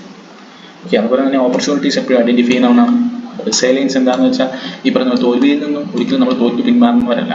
നിങ്ങൾക്ക് മേ ബി ഒരു സപ്ലൈ വരും, ഈ ഒരു സപ്ലൈ വന്നു, എനിക്കൊരു സപ്ലൈ വന്നു എന്ന് വിചാരിച്ച് ഞാൻ അവിടെ നിന്ന് കഴിഞ്ഞാൽ അവിടെ പ്രത്യേകിച്ച് കാര്യമൊന്നുമില്ല, കാര്യം വന്നത് വന്നു. പക്ഷെ ആ സപ്ലൈ നിങ്ങൾ എങ്ങനെയൊക്കെ എഫോർട്ട് ഇട്ട് പഠിക്കാൻ നോക്കിയാൽ നിങ്ങൾക്ക് അത് ക്ലിയർ ചെയ്യാൻ പറ്റും. കാര്യം നമുക്ക് ബിടെക്കിലുള്ള ഒരു പേപ്പറും പാടില്ല, പാസ്സാകാൻ ഒരിക്കലും പാടില്ല. അതൊരു ഫാക്റ്റാണ്. അപ്പം നിങ്ങൾ അതിൽ നിന്ന് പഠിക്കാനൊരു മനസ്സുണ്ടാക്കുക. ഞാനിപ്പോൾ രാവിലെ മുതൽ രാത്രി വരെ ഞാൻ കിടന്ന് ഉറങ്ങുന്നു, കാരണം ഞാൻ എല്ലാ ദിവസവും പോകും. അറ്റ്ലീസ്റ്റ് പരീക്ഷയുടെ തലേ ദിവസം പോലും എനിക്ക് കറങ്ങി നടക്കണം, അല്ലെങ്കിൽ എനിക്ക് പഠിക്കാൻ തോന്നുന്നില്ല എന്ന് പറഞ്ഞാൽ നിങ്ങൾ പാസ്സാവാൻ യോഗ്യരാണ്? അല്ല, ഒരിക്കലും അല്ല. കാര്യം നമ്മളൊക്കെ ഒരുപാട് കുട്ടികളെ നമുക്ക് കാണുന്നതല്ലേ രാവിലെ തൊട്ട് രാത്രി വരെ ഒന്നും പഠിക്കണ്ട. അറ്റ്ലീസ്റ്റ് ആ പരീക്ഷയുള്ള സമയത്തെങ്കിലും പഠിക്കാനൊരു മനസ്സുണ്ടാവണം. ഓക്കെ, ഞാൻ പറഞ്ഞെന്താണെന്ന് വെച്ചാൽ ഒരിക്കലും തോറ്റു എന്ന് വിചാരിച്ച് നമ്മൾ ഒരിക്കലും പിന്മാറില്ല. That's it. ഇതേപോലെ ഇന്നോവേഷൻ അല്ലെങ്കിൽ ക്രിയേറ്റിവിറ്റി ഉള്ള ഒരാളായിരിക്കും ഉണ്ടെങ്കിൽ സെൽഫ് മോട്ടിവേഷൻ ഉണ്ടാകും. നമ്മൾ കുറച്ച് ക്വാളിറ്റീസ് അവിടെ കൊടുത്തിട്ടുണ്ട്. Critical thinking. അപ്പോൾ നിങ്ങളൊരു പരീക്ഷയ്ക്ക് വന്നാൽ ഇതുപോലൊരു ക്വസ്റ്റ്യൻ വന്നു കഴിഞ്ഞാൽ എന്റർപ്രണർക്ക് വേണ്ട ക്വാളിറ്റി എന്താണ്, അല്ലെങ്കിൽ അയാളുടെ മൈൻഡ് സെറ്റ് എങ്ങനെയായിരിക്കണം എന്നൊക്കെ ചോദിച്ചാൽ നമുക്ക് ഇതുപോലത്തെ കുറച്ച് പോയിന്റ്സ് ഒക്കെ എഴുതി വെക്കാം. ഓക്കെ, ഒരു 3 മാർക്കിനാണെങ്കിൽ ചോദിക്കുന്നെങ്കിൽ ഒരു 6 പോയിന്റ്സ് എങ്കിലും നിങ്ങൾ എഴുതിയാൽ നല്ലതായി. 3 പോയിന്റ്സ് ആണെങ്കിൽ നിങ്ങൾക്ക് മാർക്ക് കിട്ടും. പക്ഷെ നിങ്ങൾ 6 പോയിന്റിലേക്ക് എത്തിക്കാൻ പറ്റുന്നുള്ളത് നോക്കുക. ഓക്കെ, നമുക്ക് ബൈ മിസ്റ്റേക്ക് 1-2 പോയിന്റ് പോയാലും നിങ്ങൾക്ക് ഒരിക്കലും പോയിന്റ് കിട്ടാൻ ഒരു പാടും വരത്തില്ല. നിങ്ങൾക്കുള്ള ക്വാളിറ്റീസ് തന്നെ ആലോചിച്ച് നോക്കുക, നല്ലതാണ്. ഓക്കെ, നമുക്കിനി കുറച്ച് റിയൽ വേൾഡ് ആയിട്ടുള്ള എക്സാമ്പിൾസ് നോക്കാം ഓണ്ടർപ്രണേഴ്സിൻ്റെ. നമ്മൾ കേരള പോയിന്റ് ഓഫ് വ്യൂ നിന്നാണ് ഈ 10 പറഞ്ഞിരിക്കുന്നത്. അപ്പോൾ നിങ്ങൾ കുറച്ചുകൂടി നമ്മുടെ ഇവിടെ നിന്ന് എഴുതുമ്പോൾ നമുക്ക് ഇതുപോലത്തെ കുറച്ച് എക്സാമ്പിൾസ് എഴുതാൻ പറ്റുവാണെങ്കിൽ ടച്ചബാവും. ഓക്കെ, കുറച്ച് ഇൻ്റർനാഷണൽ ആയിട്ടുള്ള ആൾക്കാർ പറഞ്ഞിട്ടുണ്ട്. നിങ്ങൾക്ക് നോക്കാം, കൊച്ചോ സേഫ് ചീറ്റപ്പള്ളി. അതെന്ന് പറയുന്നത് നമ്മുടെ വീഗാർഡ് ഇൻഡസ്ട്രീസ് ആണ്. നിങ്ങൾക്കറിയാം വണ്ടർല ഒക്കെ ഇവരുടെ കീഴിൽ വരുന്നതാണ്. വണ്ടർല, വി സ്റ്റാർ അങ്ങനത്തെ കാര്യങ്ങളൊക്കെ വരുന്നത് ഈ കൊച്ചോ സേഫ് ചീറ്റപ്പള്ളി എന്ന് പറഞ്ഞ പുള്ളിയുടെ. അതേപോലെ ഈ ശ്രീധരൻ, അത് മെട്രോ മാനാണ്, നമ്മുടെ മെട്രോയുടെ പുറകിൽ പുള്ളിയാണ്. ഓക്കെ, അത് നമ്മുടെ മാത്രമല്ല, ഡൽഹി മെട്രോയുടെ പുറകിലും പുള്ളി തന്നെയാണ്. അതേപോലെ തന്നെ സാബു എം ജേക്കബ്, കിറ്റെക്സ് സ്കൂബിയുടെ ഇതൊക്കെ പറയുന്ന നമ്മുടെ കാര്യങ്ങളുടെയാണ്. സണ്ണി വർക്കി എന്ന് പറയുന്നത് ജെംസ് എഡ്യൂക്കേഷൻ, അതായത് ഒരു പ്രൈവറ്റ് സ്കൂളാണ്. നിങ്ങൾക്ക് മാക്സിമം നിങ്ങൾ ഇതെല്ലാം പഠിക്കാനുള്ള ഉദ്ദേശിക്കുന്നത് മാക്സിമം നിങ്ങൾക്ക് പറ്റുന്ന പോലെ കാര്യങ്ങൾ ഐഡിയ ഉണ്ടാക്കി വെക്കാം. ഓക്കെ, ഈ അനൂപ് എന്ന് പറഞ്ഞ പുള്ളിയാണ് ഈ പറഞ്ഞ പോലെ മെഡിമിക്സ് സോപ്പൊക്കെ നമ്മൾ യൂസ് ചെയ്യുന്നതാണ്. ഓക്കെ, അതുപോലെ ബോബി ചെമ്മണ്ണൂർ, നമ്മൾ ബോച്ചെ എന്നൊക്കെ പറയും. അപ്പോൾ പുള്ളിനെ നമുക്കറിയാം, ഒരു ബിസിനസ്മാനാണ്. ഓക്കെ, ചെമ്മണ്ണൂർ ഇൻ്റർനാഷണൽ ജുവലേഴ്സിൻ്റെ അറിയാമെന്ന് പ്രതീക്ഷിക്കുന്നു. സന്തോഷ് ടി കുരുവിള ഒരു ഓണ്ടർപ്രണറാണ്, ഒരു ഫിലിം പ്രൊഡ്യൂസറാണ്. ഓക്കെ, പുള്ളി മെയിൻലി ഫിലിം പ്രൊഡ്യൂസറിനെക്കാളും പുള്ളി റെസ്റ്റോറൻറ്റ് ചെയ്തിട്ടുണ്ട്. ഓക്കെ, അതാണ് പുള്ളിയുടെ main source of income. Okay, പിന്നെ യൂസഫ് അലി 10ാമത് കൊടുത്തെങ്കിലും ഏറ്റവും പ്രധാനപ്പെട്ടതാണ്. ഓക്കെ, നമ്മളുടെ അത് കേരളത്തിൽ നിന്നുള്ള നമ്മുടെ അഭിമാനമാണ്. ഓക്കെ, ഒരു ഗ്രൂപ്പിനെ നമുക്ക് എല്ലാവർക്കും അറിയാം. ഓക്കെ, നെക്സ്റ്റ് നമുക്ക് സ്റ്റീവ് ജോബ്സ് എന്ന് പറയാം, ഇത് ഇൻ്റർനാഷണൽ ആണ്. നിങ്ങൾ ഇതുപോലുള്ള കുറച്ച് ഐഡിയാസും കുറച്ച് കമ്പനീസിൻ്റെ പേര് നിങ്ങൾക്ക് കിട്ടിയേക്കാം. അപ്പോൾ നിങ്ങൾക്ക് ഈ പേപ്പറിൽ എവിടെ വേണമെങ്കിൽ നിങ്ങൾക്ക് യൂസ് ചെയ്യാം. ഓക്കെ, ഞാനതെല്ലാം കുറച്ചങ്ങ് പേര് തന്നേ ഉള്ളൂ കേട്ടോ. നിങ്ങൾക്ക് ഇതെല്ലാം ഇതുപോലെ അറിയാമെങ്കിൽ അത് യൂസ് ചെയ്യാവുന്നതാണ്. സ്റ്റീവ് ജോബ്സ് അറിയാം, ആപ്പിളാണ്. എലോൺ മസ്ക് അറിയാം, ടെസ്ല, സ്പേസ് എക്സ് അങ്ങനത്തെ കാര്യങ്ങളുണ്ട്. ജെഫ് ബസോസ് ആമസോൺ ആണ്. Bill Gates Microsoft, Mark Zuckerberg Facebook, Oprah Winfrey എന്ന് പറയുന്ന പോലെ മീഡിയ എൻ്റർപ്രണറാണ്. നോക്കേണ്ട കാര്യമില്ല, നമുക്ക് അറിയാവുന്ന കാര്യം ഫേമസ് ആയിട്ടുള്ളതൊക്കെ. ജാക്ക് മാ എന്ന് പറയുന്ന അലിബാബ. ഓക്കെ, അലിബാബ എന്ന് പറയുന്നത് ഇ കൊമേഴ്സ്, നമ്മൾ ആമസോണൊക്കെ പോലെ ബുക്ക് ചെയ്യാനുള്ള ഒരു സംഭവമാണ്. ഈ പറയുന്ന നെറ്റ്ഫ്ലിക്സിൻ്റെ കോഫൗണ്ടറാണ് ഈ ഹാസ്റ്റിങ്സ്, റിച്ചാർഡ് ബ്രാൻസൺ. ഓക്കെ, കുറച്ച് നോക്കുക, വലിയ കാര്യങ്ങളില്ല. പിന്നെ ഒരാൾ ഞാൻ പറഞ്ഞു, ഒരു എൻ്റർപ്രണർക്ക് വേണ്ട ക്വാളിറ്റീസ് പറഞ്ഞു. അപ്പോൾ ഇനി ഇങ്ങനെ വേണ്ട അവർക്ക് വേണ്ട ക്വാളിറ്റീസ് പറഞ്ഞു, ഒരു ഓണ്ടർപ്രണർ എന്താണെന്ന് പറഞ്ഞു.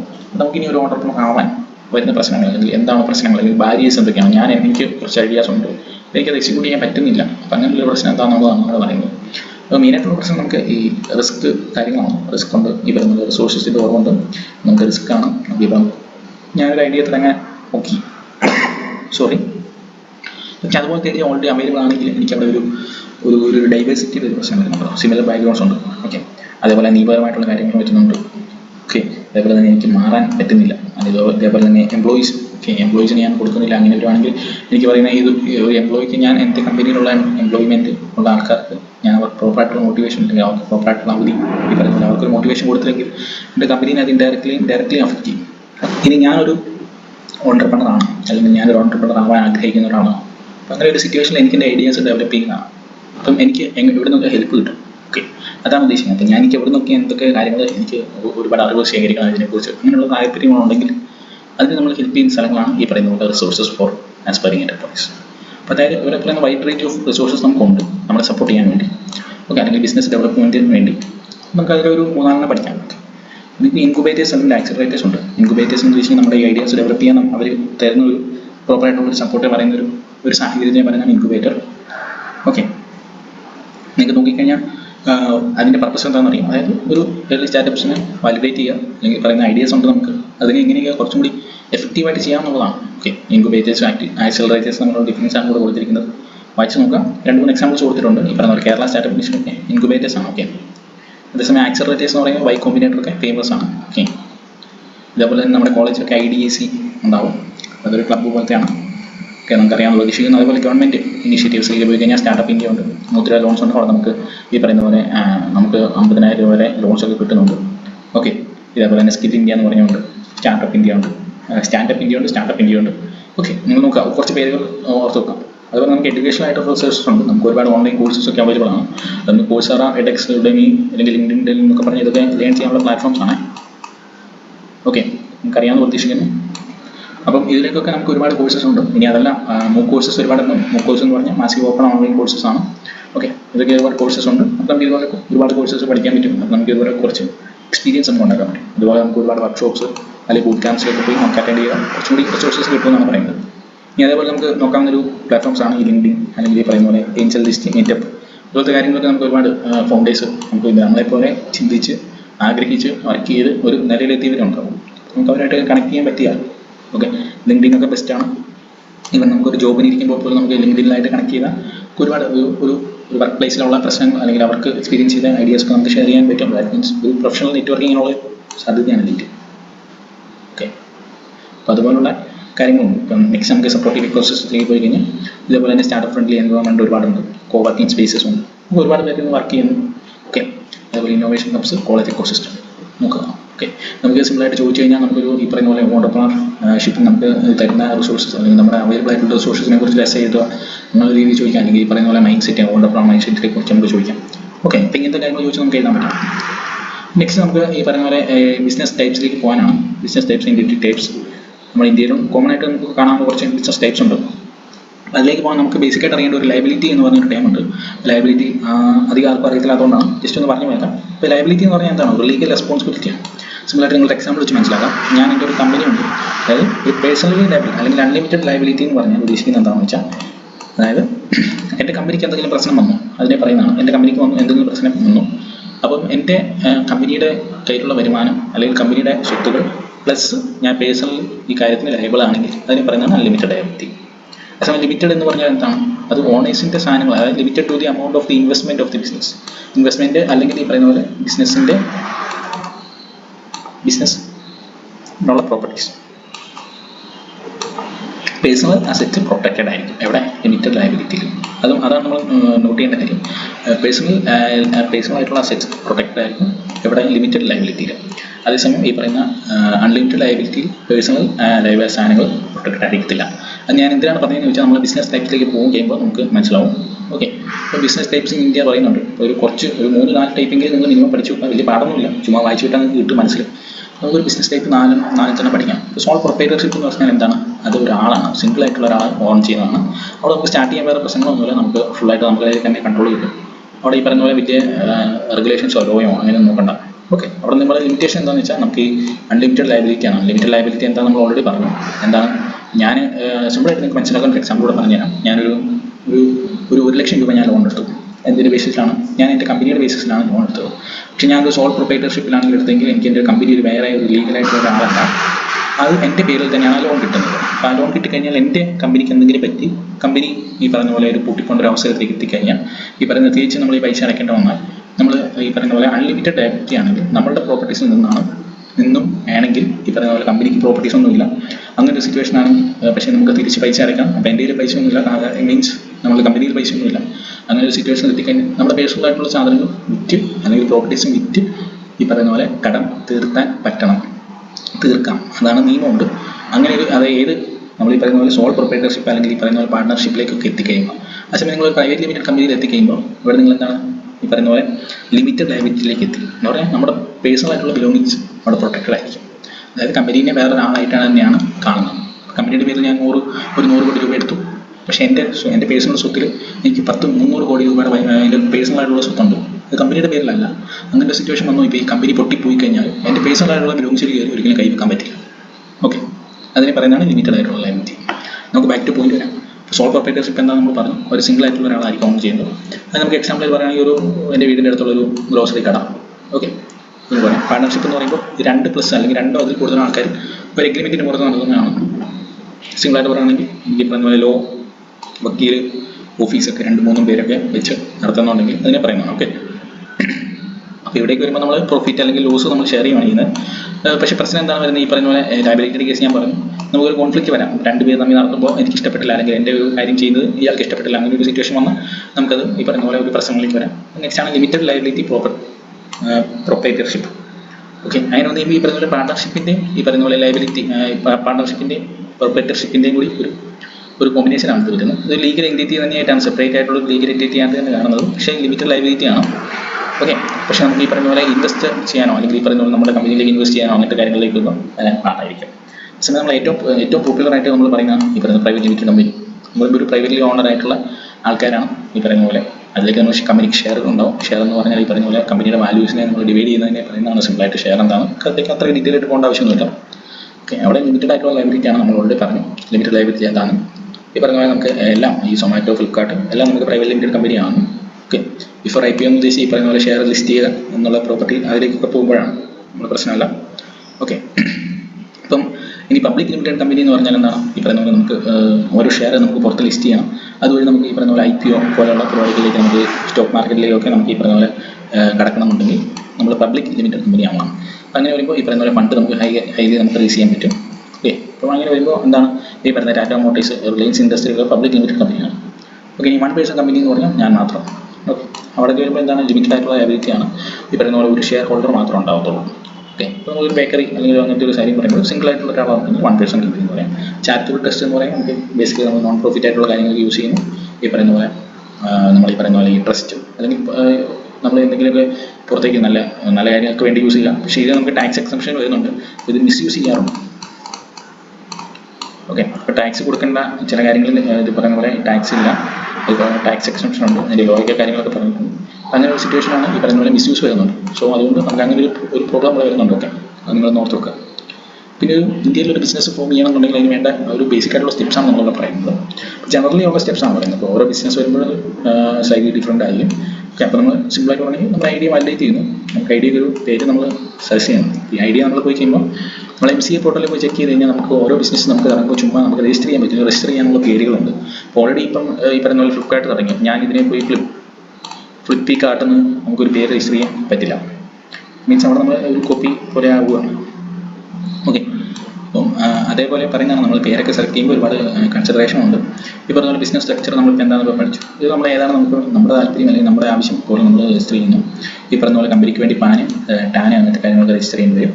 ബാങ്ക് അക്കൗണ്ട് ഉണ്ടാക്കേണ്ടി വരും. GST നമ്മൾ ഓരോ മന്തിലും നമ്മൾ ഫയൽ ചെയ്യേണ്ടി വരും. നിങ്ങൾ ഈ ഒരു പ്രൈവറ്റ് ലിമിറ്റഡ് കമ്പനിയിലേക്ക് എത്തിക്കഴിയുമ്പോഴത്തേനും നമുക്ക് ഈ പറയുന്ന പോലെ നമ്മൾ ഓരോ ഇയറിലും ഈ പറയുന്ന പോലെ ഫയൽ ചെയ്യേണ്ടി വരും. ഇത് GST കാര്യങ്ങളൊക്കെ നമുക്ക് ഓരോ മാസവും കൃത്യമായിട്ടുള്ള കണക്കുകൾ ഉണ്ടാക്കി ഓരോ ഫിനാൻഷ്യലി നമ്മൾ ഇതുപോലത്തെ കാര്യങ്ങൾ സബ്മിറ്റ് ചെയ്യേണ്ടി വരും. GST കാര്യങ്ങളൊക്കെ സബ്മിറ്റ് ചെയ്യേണ്ടി വരും. അതൊക്കെ ഒരു പ്രശ്നമായിട്ട് നമുക്ക് പ്രൈവറ്റ് ലിമിറ്റഡ് കമ്പനിയിൽ പറയാം. നോട്ട്സ് ഞങ്ങൾ ഓൾറെഡി പ്രൊവൈഡ് ആണ് കേട്ടോ. അതാണ് ഇച്ചിരി ഒന്ന് ഓടിച്ചു പോകുന്നത്. പിന്നെ FSI, അതായത് നമുക്ക് ഈ പറയുന്ന പോലെ ലൈസൻസ്, നമ്മൾ ഫുഡ് ബിസിനസ്സിനൊക്കെ ആണെങ്കിൽ നമുക്ക് FSSAയുടെ ഫുഡ് സേഫ്റ്റിയിലൊക്കെ ലൈസൻസ് വേണം. അല്ലാതെ നമുക്ക് ഒരിക്കലും ഒരു ഫുഡ് സേഫ്റ്റി തുടങ്ങാൻ പറ്റത്തില്ല. ഈ പറയുന്ന പോലെ മാനുഫാക്ചറിങ് കാര്യങ്ങളൊക്കെ ആണെങ്കിൽ നമുക്ക് ഒരുപാട് പേപ്പേഴ്സ് വർക്കൊക്കെ ചെയ്യാനുണ്ട്. ഇമ്പോർട്ട് ചെയ്യാൻ, എക്സ്പോർട്ട് ചെയ്യാനൊക്കെ പറയുമ്പോൾ ഒരുപാട് കാര്യങ്ങളിലേക്ക് പോകുന്നുണ്ട്. ഓക്കെ, അതൊക്കെ മനസ്സിലാകാൻ പ്രതീക്ഷിക്കുന്നു. ഇത് നമുക്ക് സ്റ്റാറ്റ്യൂട്ടറി കോംപ്ലയൻസിലേക്ക് പോകാം. സ്റ്റാറ്റ്യൂട്ടറി കോംപ്ലയൻസ് എന്ന് പറഞ്ഞാൽ ലീഗൽ ഫ്രെയിംവർക്ക്. അതായത് നമ്മളൊരു രജിസ്റ്റർ ചെയ്തൊരു ബിസിനസ് നടത്തണമെന്നുണ്ടെങ്കിൽ കുറച്ച് ലോസ് അല്ലെങ്കിൽ കുറച്ച് കാര്യങ്ങൾ നമ്മൾ അക്സെപ്റ്റ് ചെയ്യണം. എന്നാൽ മാത്രമേ നമുക്ക് അതങ്ങനെ നടത്താൻ പറ്റത്തുള്ളൂ. അപ്പോൾ അതിൻ്റെ കുറച്ച് കാര്യങ്ങളാണ്. എന്ന് പറയുമ്പോൾ നമുക്ക് ഒരുപാട് ലോസ് ഉണ്ട്, അതെല്ലാം നമ്മൾ അക്സെപ്റ്റ് ചെയ്തിട്ടാണ്. അപ്പോൾ അതിന് നമ്മൾ രജിസ്റ്റർ ചെയ്യണം. നമുക്ക് ലൈസൻസ് ഒക്കെ വേണം. ഒരു ഫുഡാണെങ്കിൽ നമ്മൾ ഈ പറയുന്ന പോലെ FSSAI ലൈസൻസ് വേണം. അതേസമയം നമ്മൾ ഈ പറയുന്ന പോലെ PF കാര്യങ്ങളൊക്കെ നമ്മൾ ഈ പറയുന്ന നമ്മളെ എംപ്ലോയീസിന് കൊടുക്കണം. PF എന്ന് പറഞ്ഞാൽ പ്രൊവിഡൻറ്റ് ഫണ്ട് എന്ന് പറയും.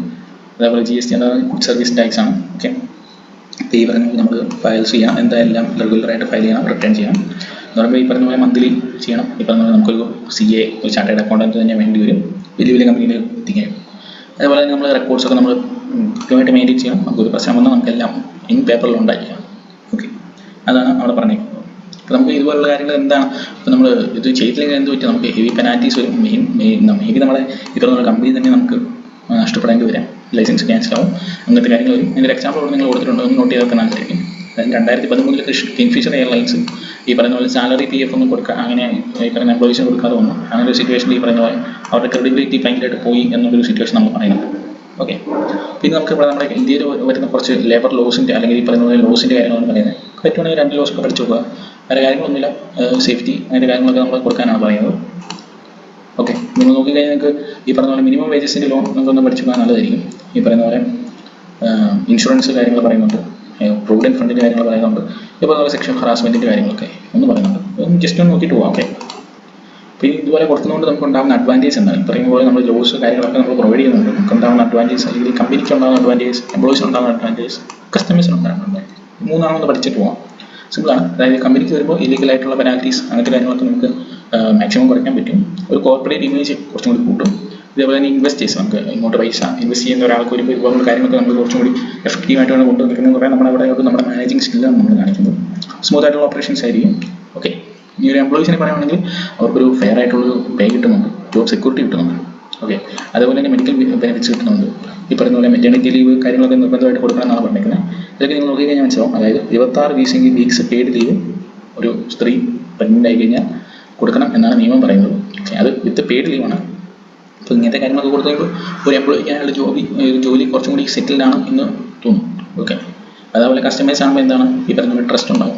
കസ്റ്റമേഴ്സിന് ഒക്കെ ഈ ബ്രാൻഡ് അത്യാവശ്യം കൊള്ളാം, അല്ലെങ്കിൽ ഈ പറഞ്ഞ പോലെ എന്തെങ്കിലും പ്രശ്നങ്ങളൊക്കെ വന്നാൽ അവർ നോക്കും, അല്ലെങ്കിൽ അവർക്ക് റെസ്പോൺസ് കിട്ടും എന്നുള്ള കാര്യമാണ് പറയുന്നത്. നമ്മൾ ബിസ്മാർക്കൊക്കെ അതിന് ഒരു എക്സാമ്പിളാണ്. അതായത് ഇലക്ട്രോണിക്സ് ഐറ്റം ഒരു മിനിമം ക്വാളിറ്റി ഉണ്ടെങ്കിൽ ഈ പറഞ്ഞ പോലെ ബിസ്മാർക്ക് ഉണ്ടാവും, ഈ ISI മാർക്ക് ഉണ്ടാവും.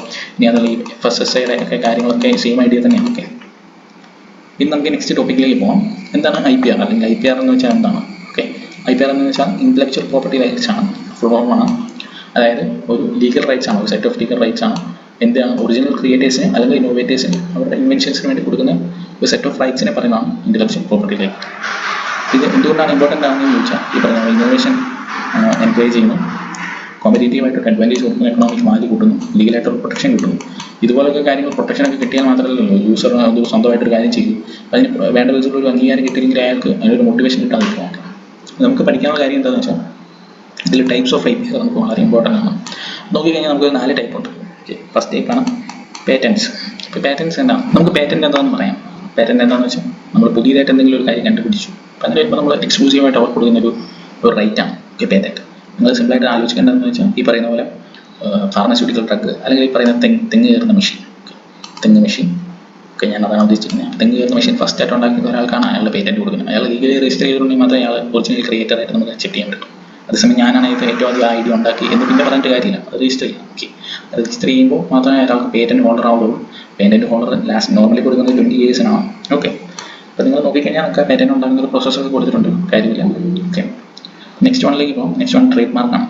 ട്രേഡ് മാർക്ക് എന്താണ്? നമുക്ക് സിമ്പിളായിട്ട് അറിയാം. ഇതൊക്കെ ട്രേഡ് മാർക്കാണ്. അഡിഡാസ്, അമേരിക്കൻ എക്സ്പ്രസ്, BBC, നൈക്കിൻ്റെ ലോഗോ, BMW. ഓക്കെ, നിങ്ങൾക്കറിയാം ഇത് മീൻസ് എന്താണ്? ഇത് including logos, names or slogans. Okay, ഇതിൻ്റെ എല്ലാം കൂടി ഒരു മിക്സർ പോവാം. ഓക്കെ, നിങ്ങളിങ്ങനെ നോക്കാം. ഇതൊക്കെ രജിസ്റ്റേർഡ് ആയിട്ടുള്ള ഒരു ട്രേഡ് മാർക്കാണ്.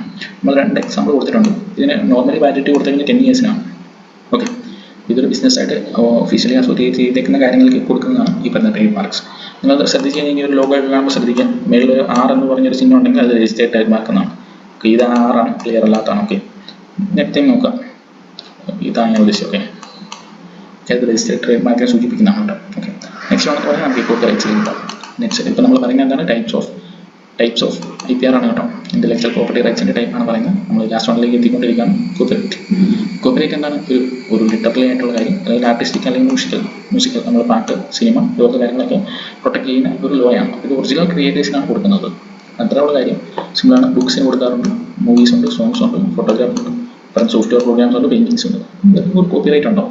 കോപ്പിറൈറ്റ് ഉള്ള ആൾക്ക് അയാൾക്ക് തീരുമാനിക്കാം. അപ്പോൾ നമ്മൾ വയലേറ്റ് ചെയ്ത് കഴിഞ്ഞാൽ അയാൾക്ക് ലീഗലി മൂവ് ചെയ്ത് കഴിഞ്ഞാൽ ഈ പറയുന്നത് നഷ്ടപരിഹാരമാണെങ്കിൽ നഷ്ടപരിഹാരം. ഇപ്പം നമ്മൾ പറഞ്ഞ എന്ത് കാര്യമാണെങ്കിലും ഒറിജിനൽ ഹോൾഡറിന് നമുക്ക് ഈ പറഞ്ഞ പോലെ ലീഗലി അയാൾ മൂവ് ചെയ്ത് കഴിഞ്ഞാൽ അയാൾക്ക് ഈ പറഞ്ഞ പോലെ കോമ്പൻസേഷൻ ഇനി അതല്ല നമുക്ക് നിയമപരമായിട്ട് നേരിടാനാണെങ്കിൽ അങ്ങനെയും ചെയ്യാൻ പറ്റും. ഓക്കെ, നമുക്ക് ലാസ്റ്റ് ടൈപ്പിലേക്ക് പോകാം. ലാസ്റ്റ് ടൈപ്പാണ് ഈ പറഞ്ഞ ട്രേഡ് സീക്രട്ട് എന്താണെന്ന് പറയാം. ഇറ്റ്സ് എ കോൺഫിഡൻഷ്യൽ ബിസിനസ് ഫോർമുലയാണ്. ഓക്കെ, അത് നോർമലി അത് ഫോർമുല ആയിരിക്കും. ദാറ്റ് മീൻസ് ഒരു ഫോർമുല അല്ലെങ്കിൽ ഒരു പ്രോസസ്സർ ആയിരിക്കും, അല്ലെങ്കിൽ ഒരു മെത്തേഡ് ഓഫ് അങ്ങനെയുള്ള കാര്യങ്ങളായിരിക്കും. നിങ്ങൾ എക്സാമ്പിൾ ആയിട്ട് നോക്കേണ്ടത് കൊക്കോക്കോളയുടെ റെസിപ്പിയാണ്. ഈ കൊക്കോക്കോളയുടെ റെസിപ്പി നിങ്ങൾക്ക് അറിയാമെന്ന് എനിക്കറിയില്ല, അപ്പോൾ എനിക്ക് അറിയത്തില്ല. പക്ഷേ KFC റെസിപ്പി നിങ്ങൾ ശ്രദ്ധിച്ചിട്ടുണ്ടോ എന്ന് അറിയത്തില്ല. അവിടെ ഒരു 11 ഹെർബ്സ് ഒരു മിക്സറാണ്. നമ്മൾ KFC കഴിക്കാൻ പോകുന്ന നിങ്ങൾ ബിറ്റിലേക്കൊക്കെ നോക്കുക, അവിടെ അവർ മെൻഷൻ ചെയ്ത് വെച്ചിട്ടുണ്ട്. KFC നമ്മൾ ഒരു അവരറിയാം, അവർക്ക് മാത്രം അറിയാവുന്ന ഒരു 11 സ്ട്രിപ്സിൻ്റെ ഒരു മിക്സർ വെച്ചാണ് അവർ ആ സാധനം ഉണ്ടാക്കുന്നതെന്നാണ് അവർ പറഞ്ഞിരിക്കുന്നത്. അല്ലെങ്കിൽ അങ്ങനെയാണ് മാർക്കറ്റ് ചെയ്തിരിക്കുന്നത്. പക്ഷേ നമുക്കത് എന്തൊക്കെയാണെന്ന് അറിയത്തില്ല. അവരത് ട്രേഡ് സീക്രട്ടിൽ അതാണ് അവരുടെ ട്രേഡ് സീക്രട്ട്. അപ്പം അതൊരു ഫോർമുലയാണല്ലോ. ഓക്കെ, അപ്പം അതവർ രജിസ്റ്റർ ചെയ്തിട്ടുണ്ട്. അപ്പം വേറെ ആരെയും കഴിഞ്ഞാൽ അതുപോലെ ഒരു സംഭവത്തിലേക്ക് എത്തിക്കഴിഞ്ഞാൽ അവർക്കത് ലീഗലി മൂവ് ചെയ്ത് കഴിഞ്ഞാൽ അവർക്ക് ഈ പറയുന്ന പോലെ അതിലേക്ക് നമുക്ക് അവർക്ക് ഇതുപോലെ ഒബ്ജക്ഷൻ കൊടുത്ത് പ്രശ്നങ്ങൾ സോൾവ് ചെയ്യാൻ പറ്റും. ഓക്കെ, നമ്മളത് കൊടുത്തിട്ടുണ്ട്. ട്രേഡ് സീക്രട്ട് എന്ന് പറഞ്ഞാൽ എന്താണ്, ഒരു ഈ പറയുന്ന കാര്യങ്ങൾ കൊടുത്തിട്ടുണ്ട്. ഈ പറയുന്ന പോലെ ലോവർ കോസ്റ്റാണ്. പറയുന്ന പോലെ പേറ്റൻറ്റ് എന്ന് പറയുമ്പോൾ കുറച്ചും കൂടി ഈ പറയുന്ന പോലെ പബ്ലിക്കേഷൻ റിക്വയർഡ്, ഒരു പേപ്പറൊക്കെ പബ്ലിഷ് ചെയ്യേണ്ടി വരും. ഹയർ കോസ്റ്റ് ആയിട്ടുള്ളൊരു കാര്യമാണ്. ഓക്കെ, അപ്പം അങ്ങനത്തെ കാര്യമാണ്. അപ്പം ഇതിൻ്റെ സ്ട്രാറ്റജീസ്, അതായത് എങ്ങനെ നമുക്കിത് പ്രൊട്ടക്ട് ചെയ്യാം. എനിക്ക് ഞാനൊരു കമ്പനി തുടങ്ങി, അപ്പോൾ എനിക്ക് എന്തൊക്കെ കാര്യങ്ങൾ പ്രൊട്ടക്ട് ചെയ്യാം എന്നുള്ളൊരു പോയിന്റ് ഓഫ് വ്യൂ ഒരു ക്വസ്റ്റ്യൻ വന്നു കഴിഞ്ഞാൽ നമുക്ക് ഇതുപോലെ പേറ്റൻറ്റ് കൊടുക്കാം, ട്രേഡ് മാർക്ക് കൊടുക്കാം, കോപ്പിറൈറ്റ് കൊടുക്കാം, ട്രേഡ് സീക്രട്ട്, ഇതുപോലെ കാര്യങ്ങളൊക്കെ രജിസ്റ്റർ ചെയ്ത് കഴിഞ്ഞാൽ നമുക്ക് അതിൻ്റെ ഒരു ഫോളോ അപ്പ് ഒക്കെ ചെയ്ത് കഴിഞ്ഞാൽ നമുക്ക് ഈ പറയുന്ന പോലെ നമ്മുടെ ഐഡിയാസ് നമുക്ക് എക്സ്ക്ലൂസീവായിട്ട് നമുക്ക് ഈ പറയുന്ന പോലെ നമുക്ക് സേവ് ചെയ്ത് വെക്കാൻ പറ്റും. നമുക്ക് ഭാവിയിലേക്ക് അത് നമുക്ക് സ്കെയിൽ ചെയ്യണമെന്നോ അല്ലെങ്കിൽ കുറച്ചുകൂടി ഓഡിയൻസ് ഉള്ള ഒരു ഐഡിയ ആണ്. നമുക്കതിപ്പം പൈസ നമുക്ക് അത്രയ്ക്ക് എടുക്കാനില്ല. നമുക്ക് ഇപ്പോൾ നമ്മൾ ഡെവലപ്പ് ചെയ്യാൻ ഉദ്ദേശിക്കുന്നത് നമുക്ക് സ്കിൽ ആ ഐഡിയ പേറ്റൻറ്റ് ചെയ്ത് വെച്ചാൽ നമുക്ക് ഈ പറഞ്ഞ പോലെ നമുക്കത് ഭാവിയിൽ യൂസ് ചെയ്യാൻ പറ്റും. ഓക്കെ, അപ്പോൾ അതേപോലെ തന്നെ ഈ ഇതുപോലെ ഇൻ്റലക്ച്വൽ പ്രോപ്പർട്ടി ആയിട്ടുള്ള നമുക്ക് റൈറ്റ്സ് ഉണ്ടെങ്കിൽ നമുക്ക് ഇതുപോലെ തന്നെ ഫണ്ടിങ് അങ്ങനത്തെ കാര്യങ്ങളിലൊക്കെ എത്തിക്കഴിയുമ്പോൾ നമുക്ക് കുറച്ചും കൂടി കോൺഫിഡൻ്റ് ആയിട്ട് നിൽക്കാൻ പറ്റും. കാര്യം നമുക്ക് ഫണ്ടിങ് അങ്ങനത്തെ കാര്യങ്ങളൊക്കെ കിട്ടുന്നത് നമുക്ക് എക്സ്ക്ലൂസീവ് ആയിട്ടുള്ള റൈറ്റ്സ് വേണം. ഓക്കെ, അപ്പോൾ അതുപോലെ അതാണ് പറയുന്നത്, സെക്യൂർ ഫണ്ടിങ്ങിനാണെങ്കിൽ നമുക്ക് കുറച്ചും മോർ ഓപ്പർച്യൂണിറ്റീസ് കിട്ടും. അതേപോലെ തന്നെ നമുക്ക് കോമ്പറ്റീഷൻ ഇങ്ങനത്തെ കാര്യങ്ങളിലേക്ക് വരുമ്പോൾ ഈ പറഞ്ഞ പോലെ നമുക്ക് ഒരു ഒതൻറ്റിക് ആയിട്ടുള്ള ഐഡിയ ആണ്. നമ്മൾ എക്സാമ്പിളായിട്ട് KFCയുടെ കാര്യം പറയാം. നമ്മൾ ജസ്റ്റ് ഒരു ഫ്രൈഡ് ചിക്കൻ ബ്രാൻഡ് തുടങ്ങുന്നത് പോലെ അല്ല, അവർ എക്സ്ക്ലൂസീവായിട്ട് KFCക്കാർ ഇപ്പോൾ 11 സ്ട്രിപ്സ് വെച്ചുകൊണ്ടാണ് നമ്മൾ ഒരു മിക്സ് ഒരു പ്രത്യേകതര മസാല ഉണ്ട്, അതുകൊണ്ടാണ് അവർ ഉണ്ടാക്കിയെന്ന് പറയുമ്പോൾ നമുക്കൊരു എക്സ്ക്ലൂസിവിറ്റി കിട്ടും. അതുപോലെ അവിടെ ഒരു ബ്രാൻഡ് ഉണ്ടാവുകയാണ്. ഓക്കെ, അങ്ങനത്തെ കാര്യങ്ങളൊക്കെ നോക്കാം. അപ്പം അങ്ങനെയാണ് ഈ പറഞ്ഞ പോലെ നമ്മൾ ഈ IPR കൊണ്ട് ഈ പറഞ്ഞ പോലെ ഫണ്ടിങ് അല്ലെങ്കിൽ ഈ പറഞ്ഞ കോമ്പറ്റേറ്റീവ് അഡ്വാൻറ്റേജസിലേക്ക് കുറച്ചും കൂടി അഡ്വാൻറ്റേജ് കിട്ടുന്ന എങ്ങനെയാണെന്ന് പറയുന്നത്. നിങ്ങൾ നോക്കിക്കഴിഞ്ഞാൽ IP പ്രൊട്ടക്ട് ചെയ്യാനുള്ള കുറച്ച് കാര്യങ്ങൾ കൊടുത്തിട്ടുണ്ട്. Trade mark, copyright, patent, trade secret നമ്മൾ നാലും പറഞ്ഞു, ഐഡിയ നമ്മൾ പറഞ്ഞായിരുന്നു. ഓക്കെ, ഇത് നമുക്ക് നെക്സ്റ്റ് ടോപ്പിലേക്ക് പോകാം. നമ്മളൊരു സ്ട്രോങ് ടീം ഉണ്ടാക്കുന്നതിന് ഇമ്പോർട്ടൻസ് എന്താണെന്നാണ് പറയുന്നത്. ഓക്കെ, അപ്പം നമ്മൾ സ്ട്രോങ് ടീം ഉണ്ടെങ്കിൽ അത് നമുക്ക് സക്സസ് കിട്ടത്തുള്ളൂ. സിമ്പിൾ തന്നെ, നമുക്ക് ഐഡിയ അറിയാവുന്നതല്ലേ. അതായത് നമുക്ക് ഒരു ഗ്രൂപ്പിലേക്ക് നമ്മൾ എത്തിക്കഴിയുമ്പോൾ നമുക്കൊരു നല്ലൊരു ടീമിലേക്ക് നമുക്ക് എത്താം. അല്ലെങ്കിൽ ദാറ്റ് മീൻസ് നമ്മുടെ ഐഡിയയിലേക്ക് നമുക്ക് ഒരു 100% നമുക്ക് ഔട്ട്പുട്ട് കിട്ടണമെന്നുണ്ടെങ്കിൽ നമുക്ക് ബെസ്റ്റ് അല്ലെങ്കിൽ ഒരു പെർഫെക്റ്റ് ടീമിലേക്ക് എത്തണം. ഓക്കെ, അതാണ് നമ്മൾ പറയുന്നത്. അപ്പോൾ നമുക്ക് ഈ ടീമിലേക്ക് നമ്മൾ എത്തി, നമുക്ക് ഓരോ ടീമിലും ഒരു പെർഫെക്റ്റ് ആയിട്ടുള്ള ഒരു ഐഡിയ കിട്ടണമെന്നുണ്ടെങ്കിൽ നമുക്ക് അവിടെ എല്ലാവർക്കും വേണ്ട ഐഡിയാസ് നമുക്ക്, അതായത് എല്ലാവർക്കും വേണ്ട റോൾസ് നമുക്ക് ഡിവൈഡ് ചെയ്ത് കൊടുക്കാൻ പറ്റണം. അപ്പോൾ തീർച്ചയായിട്ടും ഒരു ഫൗണ്ടർ അല്ലെങ്കിൽ ഒരു CEO എന്ന് പറയുന്ന ആൾക്ക് വിഷൻ ഉണ്ടാവണം. അയാളായിരിക്കും ക്രിട്ടിക്കലായിട്ടുള്ള ഡിസിഷൻസ് എടുക്കുന്നത്, അയാളായിരിക്കും ആ കമ്പനീനെ റെപ്രസെൻറ്റ് ചെയ്യുന്നത്. അതേപോലെ തന്നെ ടെക്നിക്കലായിട്ടുള്ള കാര്യങ്ങൾ അറിവുള്ളവരായിരിക്കും ടെക്നിക്കൽ ഓപ്പറേഷൻസ്, അല്ലെങ്കിൽ കമ്പനി എങ്ങനെയാണ് പ്രവർത്തിക്കുന്നത്, അല്ലെങ്കിൽ കമ്പനിയുടെ ഓരോ ദിവസത്തെയും ഓരോ മാസത്തെയും അല്ലെങ്കിൽ ഇന്ന നാളിൽ ഇത്ര പരിപാടികൾ ചെയ്യണം എന്ന് പറയുന്നത് അയാളാണ് ഓപ്പറേഷൻ ഹെഡ്. ഓക്കെ, അതേപോലെ മാർക്കറ്റിംഗ് അങ്ങനത്തെ കാര്യങ്ങൾ അറിവുള്ളവർ മാർക്കറ്റിംഗ് ആയിരിക്കും. ഇതുപോലുള്ള ഒരുപാട് റോൾസിലേക്ക് നമ്മൾ ഡിഫൈൻ ചെയ്ത് വെക്കണം. അല്ലെങ്കിൽ കൃത്യമായിട്ടുള്ള റോൾസ് ഓരോരും കൊടുത്താൽ മാത്രമേ നമ്മുടെ കാര്യങ്ങൾ മുമ്പോട്ട് പോകുള്ളൂ. സിമ്പിൾ ഐഡിയ അല്ലേ. അതേപോലെ നമുക്ക് സ്കിൽ സെറ്റ്സ് എന്താണെന്ന് പറയാം. സ്കിൽ സെറ്റ്സ് എന്താണ്? സ്കിൽ എന്ന് പറഞ്ഞാൽ എന്താണ്? സ്കിൽ എന്ന് പറഞ്ഞാൽ നമ്മുടെ എക്സ്പീരിയൻസ് കൊണ്ടോ അല്ലെങ്കിൽ നമ്മൾ പഠിക്കുന്നതായിട്ടുള്ള കാര്യങ്ങളെ പറയുന്നതാണ് സ്കില്ല്. നമ്മൾ എക്സ്പീരിയൻസ് കൊണ്ട് നേടിയെടുക്കുന്ന കാര്യങ്ങളെ പറയുന്നതാണ് സ്കില്ല്. അപ്പോൾ നമുക്ക് ടെക്നിക്കലായിട്ടുള്ള സ്കിൽസ് ഉണ്ടെങ്കിൽ മാത്രമേ നമുക്ക് ഇപ്പോൾ ഒരു ബിസിനസ് ആകുമ്പോൾ നമുക്ക് ഈ പറയുന്ന പലതരത്തിലുള്ള സ്കിൽസ് വേണം. അപ്പോൾ എല്ലാ ഒരു ടീമിലുള്ള ആൾക്ക് പെർഫെക്റ്റ് ആയിട്ടുള്ള സ്കിൽ സെറ്റ്സ് ഉണ്ടെങ്കിൽ മാത്രമേ നമുക്ക് കുറച്ചും കൂടി പെർഫെക്റ്റ് ആവത്തുള്ളൂ. ഓക്കെ, നമ്മുടെ ടീമിലേക്ക് നമ്മുടെ കമ്പനിയിലേക്ക് ഒരു കമ്പനിയുടെ ഒരു വിജയമാണ് നമ്മുടെ അത്യന്തികമായ ലക്ഷ്യം. ഓക്കെ, ഈ പറയുന്ന ബിസിനസ് ഐഡിയ ഉണ്ടാവണം, ലീഡർഷിപ്പ് ഉണ്ടാവണം, അപ്പോൾ കമ്മ്യൂണിക്കേഷനൊക്കെ നമുക്ക് ഏറ്റവും പെർഫെക്റ്റ് ആയിട്ട് വേണം. ഓക്കെ, പിന്നെ ടീം ഡൈനാമിക്സ് എന്താണെന്ന് പറയാം. ഇതെല്ലാം നമ്മുടെ ഒരു ടീമിൻ്റെ ബേസിക്സിൽ പറയുന്നതാണ്. ടീം ഡൈനാമിക്സ് എന്ന് പറയുന്നത് എന്താണ്? ഇന്റർപേഴ്സണൽ റിലേഷൻഷിപ്പിനെ പറയുന്നതാണ്. അതായത് നമ്മളൊരു ടീമുണ്ട്, ഇപ്പോൾ ടീമിൽ ഏറ്റവും പെർഫെക്റ്റ് ആയിട്ട് കാര്യങ്ങളൊക്കെ നടക്കാമെന്നുണ്ടെങ്കിൽ ടീമിൽ ഒരു ഡൈനാമിക്സ് വേണം. അങ്ങനത്തെ കാര്യങ്ങളൊക്കെ പറയുന്നതാണ്. അതായത് ടീം ഡൈനാമിക്സ് ഉണ്ടെന്ന് പറയുകയെന്ന് പറഞ്ഞാൽ ഇന്റർപേഴ്സ് ഗുഡ് ആയിട്ടുള്ള നല്ല കാര്യങ്ങളൊക്കെ ടീമിലുണ്ടെങ്കിൽ മാത്രമേ നമുക്ക് ടീമിൽ ഒരു പെർഫെക്റ്റ് ആയിട്ട് ഒരു റിലേഷനിൽ പോകാൻ പറ്റത്തുള്ളൂ.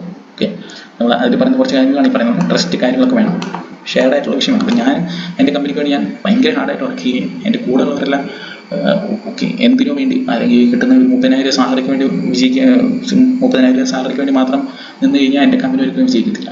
ഓക്കെ, അതാണ് നമ്മളവിടെ പറഞ്ഞിരിക്കുന്നത്.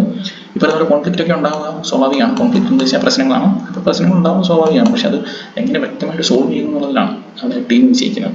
ഓക്കെ, അതേപോലെ തന്നെ സ്ട്രെസ് അങ്ങനത്തെ കാര്യങ്ങൾ വരുമ്പോൾ ഒരിക്കലും തോറ്റു പോകരുത്. അഡാപ്റ്റബിലിറ്റി എന്ന് പറയുന്നത് ഏറ്റവും പെർഫെക്റ്റ് ആയിട്ടുള്ളൊരു കാര്യമാണ്. ഓക്കെ, പിന്നെ നമ്മൾ നെക്സ്റ്റ് ടോപ്പിക്കിലേക്ക് പോകാം. Identifying pain points. Pain points എന്താണ് പറയുക? പെയിൻ പോയിന്റ്സ് എന്ന് പറഞ്ഞാൽ specific problems or challenges experience by customers or stakeholder. Stakeholder എന്ന് പറഞ്ഞാൽ പറഞ്ഞു കമ്പനിയായിട്ട് അസോസിയേറ്റ് ചെയ്തിരിക്കുന്ന ഇൻവെസ്റ്റർ, ഈ പറയുന്ന കസ്റ്റമർ, അങ്ങനത്തെ ഉള്ളവരെ പറയുന്നതാണ് ഈ പറയുന്ന സ്റ്റേക്ക് ഹോൾഡർ. അപ്പോൾ നമ്മൾ ഈ പറയുന്ന പോലെ പെയിൻ പോയിന്റ്സ് എന്താണെന്ന് വെച്ചാൽ ഓരോ സ്പെസിഫിക് ആയിട്ടുള്ള പോയിന്റ്സ് അല്ലെങ്കിൽ പ്രോബ്ലംസും അല്ലെങ്കിൽ ചലഞ്ചസ് ഈ കസ്റ്റമർ എക്സ്പീരിയൻസ് ചെയ്യുന്ന കാര്യങ്ങൾ പറയുന്നതാണ് പെയിൻ പോയിന്റ്സ്. ഓക്കെ, അപ്പോൾ നമ്മൾ ഈ പെയിൻ പോയിന്റ്സ് ഐഡന്റിഫൈ ചെയ്യണം. ഐഡന്റിഫൈ എന്തിനാണ് ഐഡന്റിഫൈ ചെയ്യുന്നത്? Understanding the pain points and articulating clear problem ചെയ്താണ് ഫസ്റ്റ് സ്റ്റെപ്പ്. അതായത് നമ്മൾ എങ്ങനെയാണ് ഇതിലേക്കല്ല പോകണ്ട. അതായത് എന്തിനാണ് നമ്മൾ ഇത് ഐഡന്റിഫൈ ചെയ്യുന്നതെന്ന് ചോദിച്ചാൽ നമ്മൾ ഓരോ കസ്റ്റമേഴ്സിൻ്റെയും പ്രശ്നങ്ങൾ കുറച്ചുകൂടി ഇൻഡിവിജ്വലായിട്ട് നമുക്ക് മനസ്സിലാക്കാൻ പറ്റുക. അത്രയും നമുക്കത് കുറച്ചുകൂടി ഡെവലപ്പ് ചെയ്യാൻ പറ്റത്തുള്ളൂ, നമ്മുടെ പ്രൊഡക്റ്റിൽ വർക്ക് ചെയ്യാൻ പറ്റത്തുള്ളൂ, നമ്മുടെ ഇന്നോവേഷൻ കുറച്ചുകൂടി യൂസർ ഫ്രണ്ട്ലി ആവത്തുള്ളൂ. അങ്ങനെയായി മാത്രമേ നമുക്ക് കൂടുതൽ ആൾക്കാരിലേക്ക് നമ്മുടെ ഐഡിയ എത്തുകയും അതുവഴി നമുക്ക് കൂടുതൽ സെയിൽസ് അല്ലെങ്കിൽ കൂടുതൽ സർവീസ് നമുക്ക് പ്രൊവൈഡ് ചെയ്യാൻ പറ്റത്തുള്ളൂ. അപ്പോൾ നമ്മളത് എങ്ങനെ ഐഡന്റിഫൈ ചെയ്യുന്നത് കുറച്ച് ഒരു പോയിന്റ്സ് കൊടുത്തിട്ടുണ്ട്. 3 മാർക്സ് നമുക്ക് ചോദിക്കാവുന്നതാണ്. ഓക്കെ, അതായത് കസ്റ്റമർ സർവേ എടുക്കാം, അതേപോലെ നമുക്ക് ഒബ്സർവ് ചെയ്യാം. അപ്പോൾ ഓരോരുത്തരുടെയും പാറ്റേൺസ് നമുക്ക് കിട്ടും.